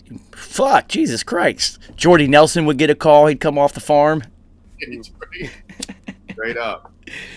Oh my God, Jerry! Hey, he'd probably give Jerry Jones a call and be like, "Oh, you want? Can we combine our Texas forces of racism and bigotry and whatnot?" Because I mean, come on, McNair. All right, so we pretty much get the general sense that these owners, given their age, the environment that they grew up in, and their financial status, of what their views are about owning these teams and who these players are to them. All right, we get it. But this guy is a little bit openly vocal about some of the shit that he thinks. And it was just like, damn, dude, this isn't like fucking 1842, like, or the 1600s. Like, you don't own these guys. Right. Oh, but he does. Yeah, it's like, I'm telling you, I wouldn't even want to play because I'd just be like, listen, man, you don't own me either. What the fuck? When you straight up say, oh, nah, we ain't trading you no matter what. When you straight up say, like, nah, nope. Every other team, when players have said, hey, nah, this is not even working out, nah, they're like, oh, all right, you know what? They worked it out with James Harden. They did, you know what I'm saying? Other teams they're like, you know what? Let's just go ahead and let him go. Deshaun Watson, I hope they don't trade him and he sits out the entire fucking season. You know what? As a fan, I would be sad not to see him play. But also as a fan, I do not want him playing for the Texans ever again. Ever again. So do what you got to do, son. Sit that shit out. I mean, I would say travel the world, but I mean, where can you really go nowadays? You know what my fear is? I don't even want to throw it out in the universe like this, but he gets RG3'd. He's like forced to play in a situation where he doesn't want to, and he ends up getting injured. And it's like, then his whole potential and career is derailed because who knows what Robert Griffith Triple Sticks would have been able to do had he stayed healthy, because he was Rookie of the Year and Heisman winner over Andrew Luck. Yes, and was balling his rookie year. Fast as hell. Also, underrated accuracy and deep ball. His deep ball was like, he was Russell Wilson. He threw to Josh Gordon. And who was the other receiver on the other? Dude, they had like it was. He played for He ended up getting, played for the Cowboys. Yeah, he had studs at receiver, studs, and he hit them deep all the time. Baylor was only relevant in football because of RG3 at that time. Period. And he had 2 ACL tears and still came back and was balling. Dude, they have a statue outside of his Baylor University of him, like. And I'm telling you, his Rookie of the Year, he was dominating. Trust me, I did not want to see Washington every time we played him. I was like, gonna be a problem. It's gonna be a problem. And it's like physically, yeah, you can come back from an injury, even though that was his third because of the 2 in college. But mentally, he just never came back. He was shot. Man, he could play though. He didn't know how to slide for one. Yeah, he even injured himself sliding a couple of times. He could not slide. And plus, when you don't have the confidence of the coaching staff, and they just putting you in terrible situations, and your job is always in jeopardy, you feel like you can't make a mistake. You can't play under those circumstances. Yeah. Like, look at Fitzmagic. Fitzmagic is like, I'm a ball, whatever. If I throw 6 picks, I'm gonna throw 6 picks. But I could also throw 6 touchdowns. You never know until you throw it. So didn't have that freedom anymore. But I mean, I'm glad he's still in the league. He has the best job in America, backup quarterback. So let's all right, I guess we have to do this. God damn it. Fuck these Texans. So Deshaun Watson's not playing there. We know this, right? That's not happening. They're pick 5th, right? No, they're actually because remember the Dolphins have their pick. So they're we got to get to them too. We got to get to those Dolphins. But these guys, they're back. I don't know what pick they're at because the Dolphins have their first pick. Right. So they're not going to be they're in such bad shape right now. So, they did sign Tyrod Taylor, so whoever the starting quarterback is going to have a great year after Tyrod gets something magically happens to him and he can't finish the season. I know. Who are their running backs? David Johnson, they're still trying to see. He had a couple promising games to start the year, but then they got the 2 Johnson boys, David and Duke. Oh, Duke Johnson left. Oh, he bounced? Yeah, he's free agent. Okay, so they still got David Johnson, who actually played better than I thought he would. Yeah. Mark Ingram. They signed Mark Ingram. That was. Yeah, so they let Duke Johnson go, and they filled that spot with Mark Ingram, who's kind of on the tail end of his effectiveness. Yeah. Considering he's not a catch the ball out of the backfield type of running back at all. He's a locker room guy. Yeah. Yeah. They'll have Darren Fells at tight end. Well, they got Randall Cobb and Brandon Cook, so that's 2 of the same player, kind of. That's interesting. Brandon Cook is faster, but he's been so injured throughout his career. And I actually thought Randall Cobb was older than what he was, but he's not. But he's just, at this point, he's a possession receiver. And I don't know, he's not. What his claim to fame was yards after catch, and he's just not that player anymore. Yeah, it's not happening anymore. Kiki Kuti did play a lot.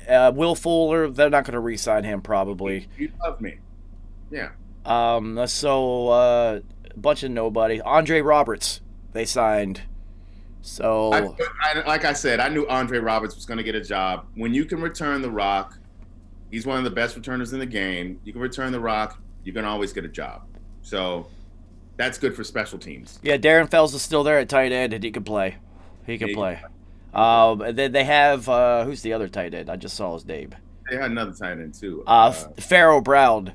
Is he going to pan out? It's an Oregon tight end. Is he? It's another one that was just like, you're not really doing what they drafted you for. Right. Are you? This is your 3rd year now coming up. So what are you going to do? This roster sucks, dude. But it really, the most important unit as we talk, because that offense, especially new quarterback, that they're always going to have to go through changes. The unit we got to talk about is defense. Now they did hire Lovie Smith to be the D coordinator, but J.J. Watt, your Hall of Fame defensive end, pieced out on you. The leadership aspect is not there. That's right. Who is going to be your leader on this team? Jack Easterby.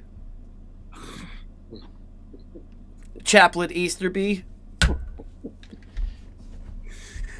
The Lord said you got to rise up. Yo, Jack Easterby crip walks when he fucking does sermons, son. You look it up. You can YouTube it. And he's white. Yes, he's white. I'm gonna do that. I'm not gonna do that. Yeah, you shouldn't. But it does exist.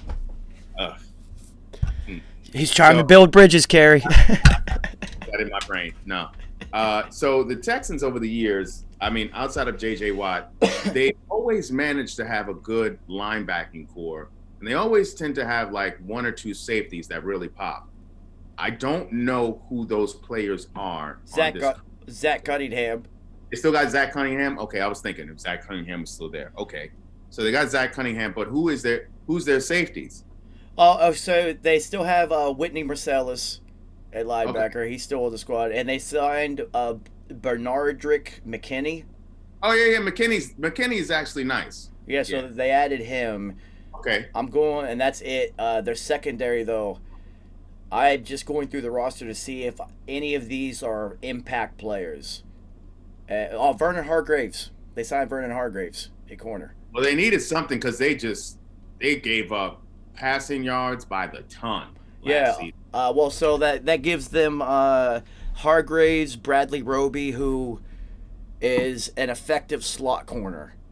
That's not a starting corner. He has to play on the inside. Mm-hmm. So signing Hargraves allowed you to move Roby back inside, but they don't have somebody else on the opposite side. They used to have. They used to have thumpers at safety. Who was the corner that they just let go? AJ Bouye. They let him walk. Yeah. Bouye right now, he's been a couple different spots. He's bouncing now.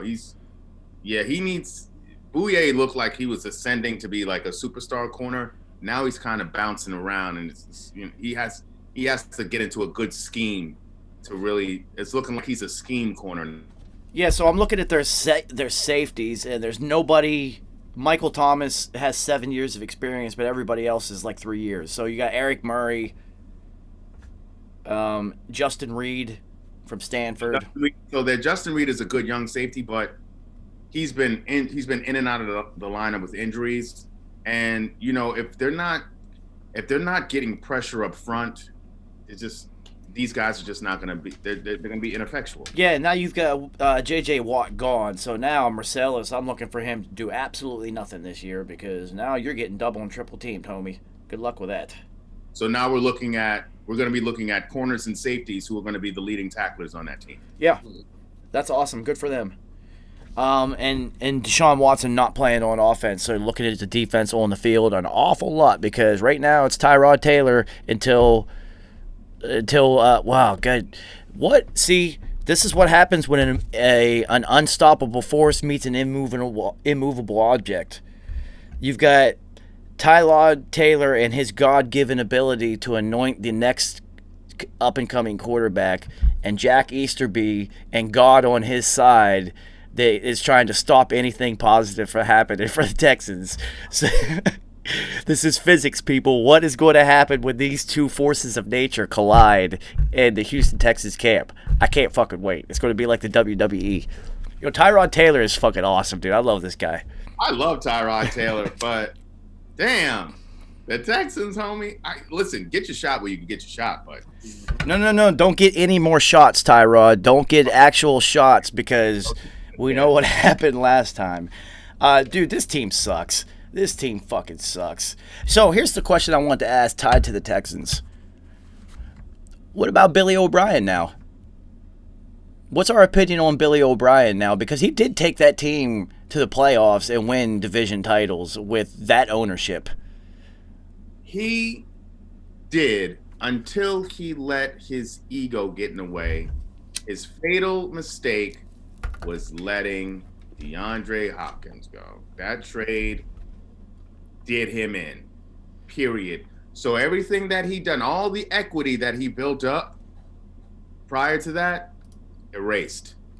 You did the very worst thing because at that point, everyone in that locker room turned on you and there was no way to get them back. No way. Well, I mean, especially you're not only are you taking a Hall of Fame caliber offensive weapon out off the roster, but you're also taking your quarterback's best friend and removing him from the fucking team. How, man, they hate Deshaun down there. They hate that guy. And he's supposedly, by all accounts, and every story that's ever been told about him, one of the nicest fucking people on the planet. So also, Bill O'Brien said when he was when Deshaun was a rookie, he said this guy is the most advanced rookie at quarterback I've ever seen, ever. Dabo Swinney called him Michael Jordan. Why would you then take away this dude's not only best weapon but best friend? I don't get it. That did not improve your team. And it wasn't, now, all right, so if it would have been like an Emmitt Smith or a Herschel Walker scenario where some team gave up like 9 draft picks or something, then that didn't. They gave him up for like a bag of footballs and some barbecue sauce, I think. Yeah. Yeah, it Just did, wow. So then to rephrase your question, what about Bill O'Brien? What about him? And yeah, I mean, it's not like he's been getting his phone's been blowing up, getting job offers. Exactly. I mean, look at what was his name?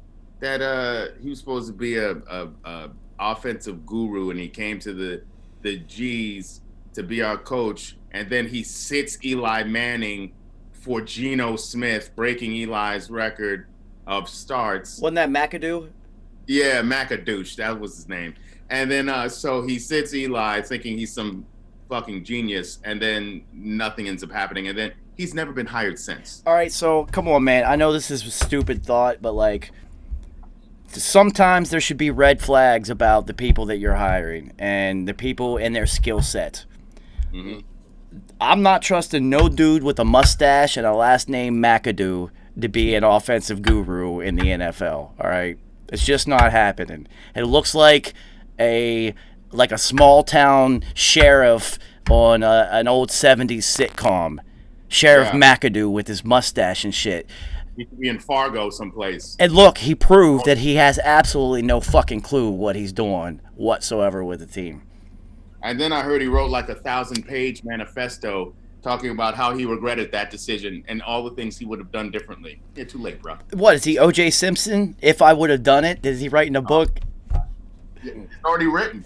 Oh, my God. So, all right, so speaking of the name thing, here's a funny story. And this is the whole reason I brought this up, because the whole McAdoo thing, it's just like, come on, dude. So there's a surgeon that I know, and his name is Dr. Mascarenas. Nope. No, it's not. Yes, it is. And he's a proctologist. Oh, shit. Come on, man. He's a gastrorectal surgeon.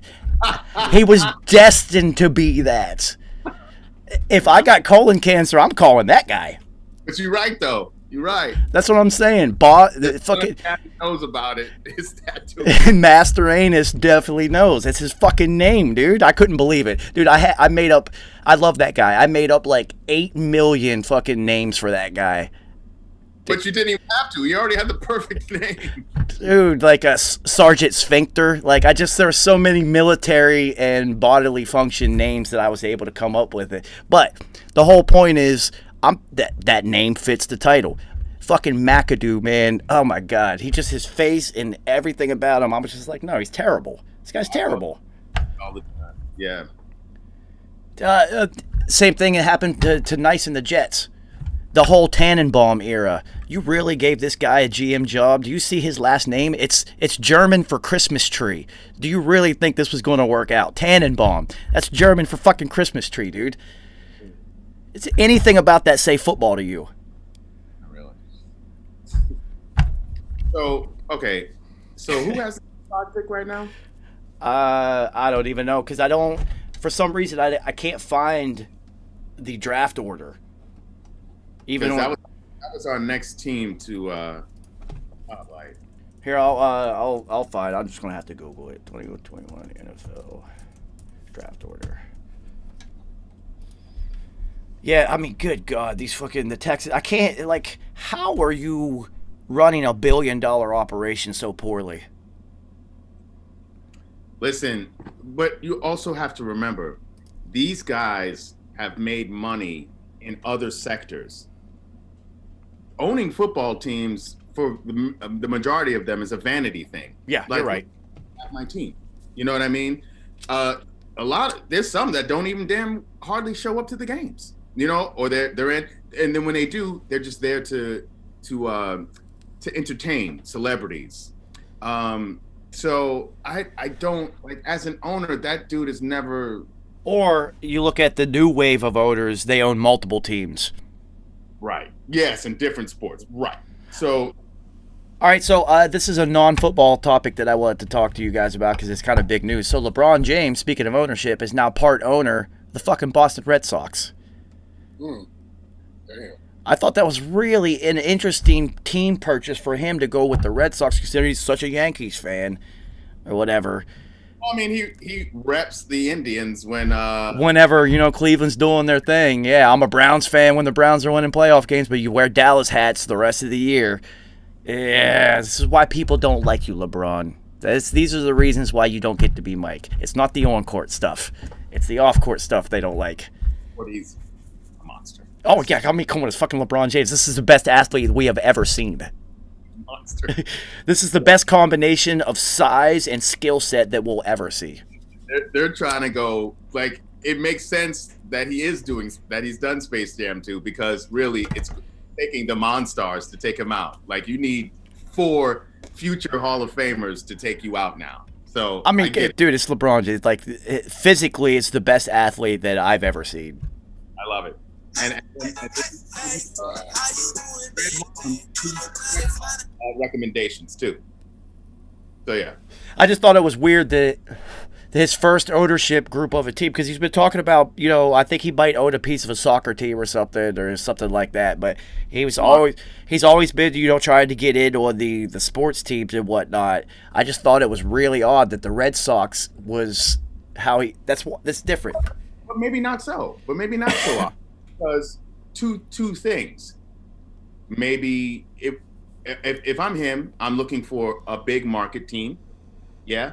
And maybe that was the only big market team he could really slide in on. No, I know. Yeah, it's opportunity to get the ownership. So I'm thinking maybe it's more along those lines than anything else. No, so I'll bring up the white elephant in the room.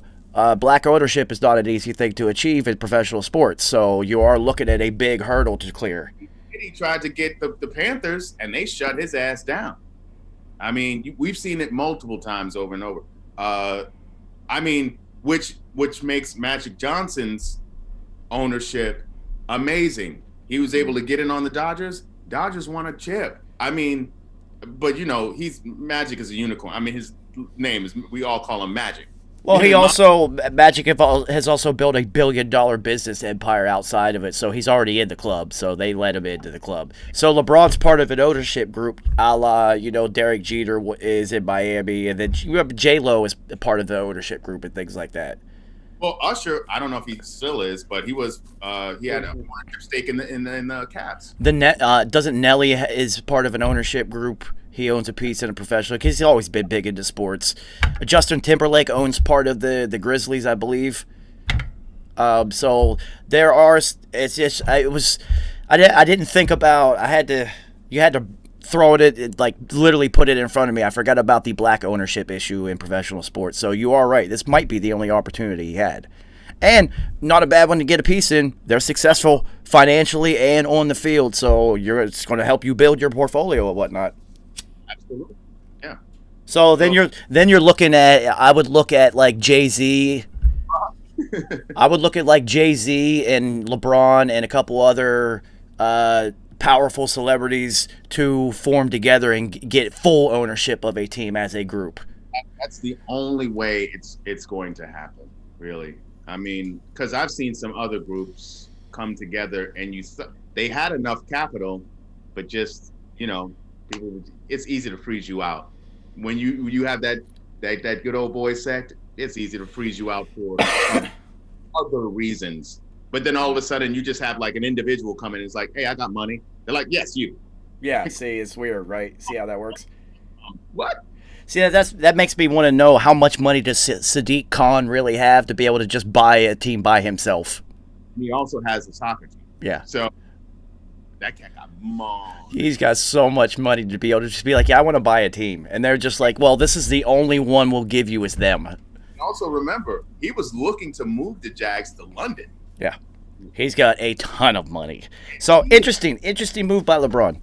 One of the main reasons why they make those trips out there and why the fan base in London has grown. I would like to see LeBron end up buying the Cavs. That would be amazing. Why not? Bring it all. Yeah, bring it all back home, homie. Bring all that financial infrastructure, all of that, all the things that you can build, bring it right back home to Cleveland. You're already building schools and doing other things there, so why not? And plus, the fan base would fucking love it. Listen, he has been the revitalization of Cleveland. He has been himself, an individual, by himself. He leaves, everything downtown Cleveland was nothing. He comes back, it's popping once again. So, look at LeBron in the future. I'm predicting it right now, Roger Harper. LeBron is going to own the Cavs, and then he is going to end up buying the Browns too. Why not? Why not? I would. He likes football too, so and you won't be surprised. Because, like as we were saying, and the mayor. Sure. As we were saying, in terms of GMs and ownership in the NFL, you just don't see black, brown faces. You just don't see it. You barely see it on the coaching level. But GM ownership level, you just don't see it. Shad Khan is the only non-white owner in the league. And that's just because that motherfucker got tons and tons of money. So in order to actually see a real continued shift in the league towards what's happening in the continental U.S. and abroad, we're gonna have to add some flavor in that. Well, I think the current regime's success up in Buffalo helps because Terry Bagulia's wife she basically runs the football side of things because he owns the hockey team in Buffalo, and he owns another team. The guy owns like 5 teams and plus all his other businesses. But she's literally runs the football side of things, and she's Asian and she's been killing it. So that definitely helps because she's not like officially an owner, but she kind of is like the owner because he owns it and she runs it. And it's known that she runs it, and she's very active in the community in Buffalo, and she's all about it. So that helps, but you're right. Black ownership in the NFL. It has to happen. It has to happen.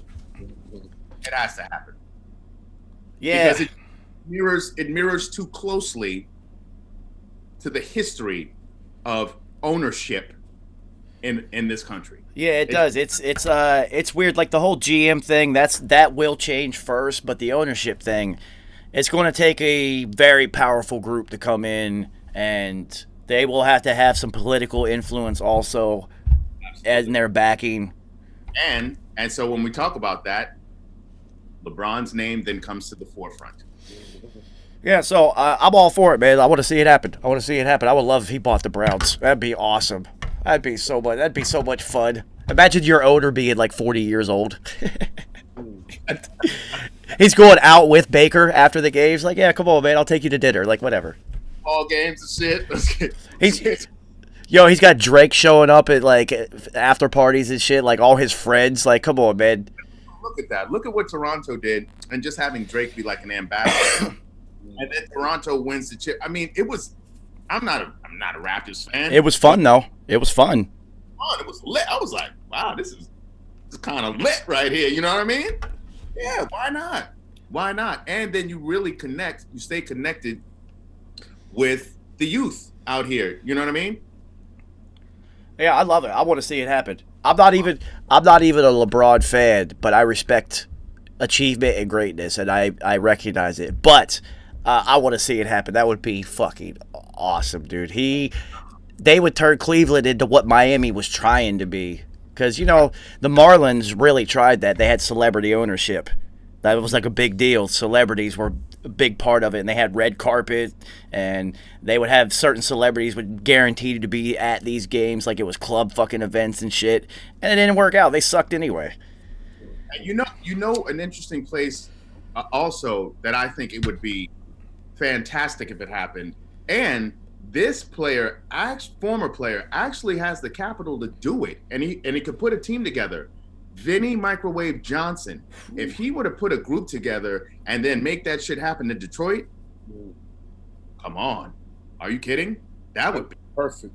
No, that would be perfect. And I don't know if people know about Vinny Microwave Johnson. First of all, he was a beast. Your name is the microwave. That's all that needs to be said about him. The amount of money that he has made post basketball career is phenomenal. Him and Junior Bridgman, these are all Googleable names, kids, have made way more money in their post-playing careers than they played. You're also looking at the city of Detroit, which the NFL team, the ownership there, since that generation of ownership has now gone, and they passed it on to the daughter. I think it's a high possibility she'll sell that team. And for Vinny Microwave Johnson, if this somehow gets in, put that group together and get these Lions, please, because their coach, the turnover at coach. I mean, they're just in such dysfunction. The city needs it.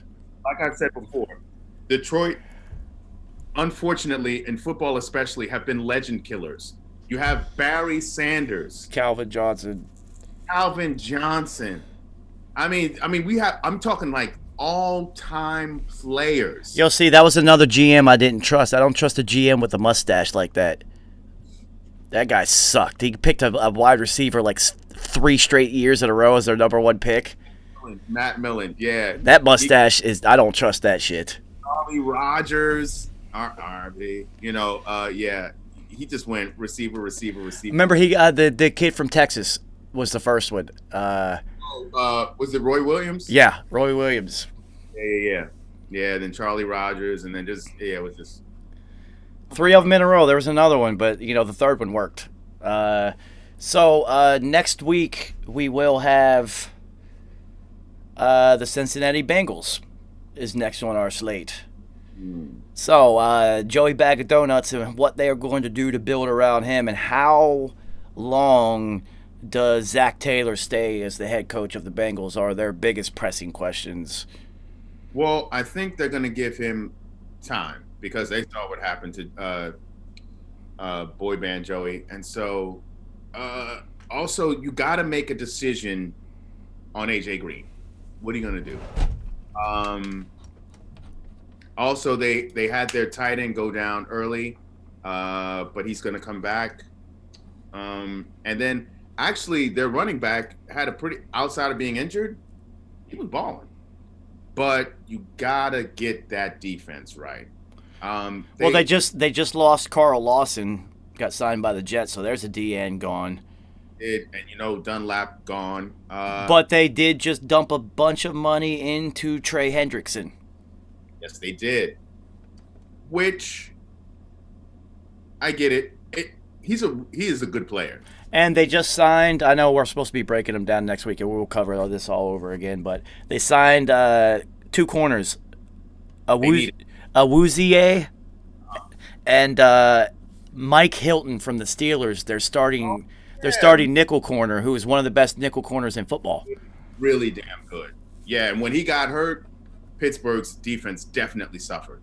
Well, I mean, the nickel corner is sometimes more important than the 2 on the. If you're not a shutdown corner, then your nickel corner is the most important, because covering the middle of the field is infinitely harder than having the sideline to help you. You got to take those hot routes. Absolutely. So much traffic, and you're not that big anyway to fight around all the shit going on. It's the slot corners are incredible. That's the best athlete on the field. Yeah. And like as far as short bursts in space, you have to be. Yeah. You have to be. So, my guy. T. Higgins is my guy. T. Higgins and Joey Bag of Donuts. Like, every time I watch T. Higgins play, I was just like, damn, this guy is fucking huge. Why does he look so big? He didn't look that big in Clemson. He's fucking huge.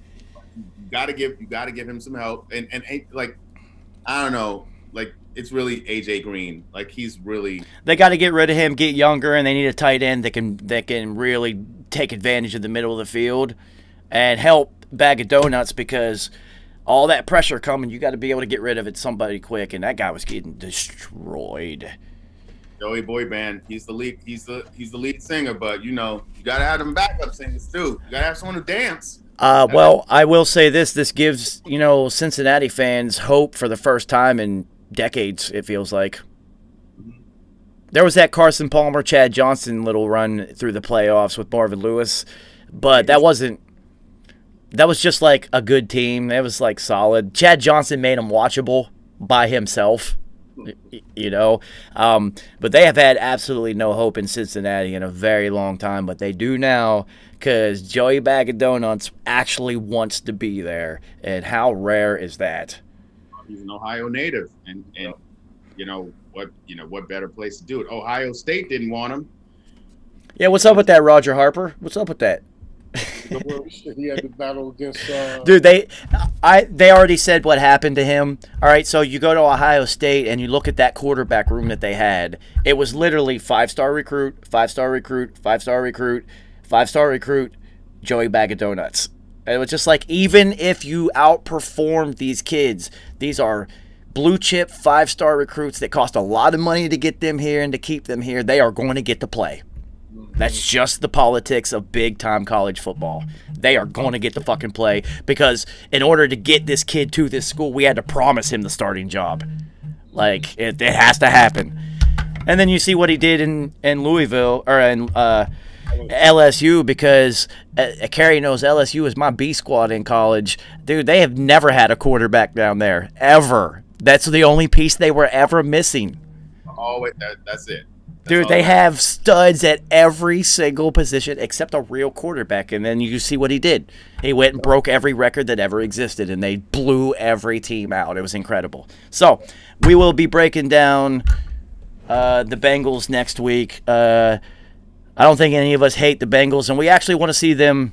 I don't like seeing teams just suck forever, man. You want to see them improve and be competitive. They actually made it to a Super Bowl. Yeah. And, the Icky Shuffle. It's the last time. But I mean, you hope that they can be successful and build and get an indoor practice facility and be a real NFL team for a change, and not just see. That's you say, Kerry, like you said, it's ownership that having the team is a thing. They're not invested into the team. It's just yeah, I got this team. So, well, that was the end of that one. They kicked me off before I could tell the guys goodbye. But let me pop my camera back up. Where did I go? There I am. So, we will break down the Bengals next week. Should be short and sweet because they do have potential. I'm glad that we were able to blast through the Texans so quickly. Yeah, Darren, you already know the Texans. Who knows what's going on with those guys? So. He said, never trust a coach with a butthole in his chin. That's Billy O'Brien. Yeah, but we don't know with the ownership issues that they're having if it was all Bill O'Brien's fault. Now, we're not going to remove all the blame from Billy O'Stooge, but clearly it was not all his fault. We shall see. Today's Tuesday. What's going on? I don't have anything going on Wednesday, but I do have Beat Boutique happening Thursday. Yeah, morning meditation in the morning. So, if I don't see you guys in the morning, I will see you for Beat Boutique on Thursday. So get your music together. I will help you make your music better. And pay attention to 333 merchandise because I just got a whole bunch of stuff and I will be dropping more soon. Until then, RIPP 333. Stay safe, everybody.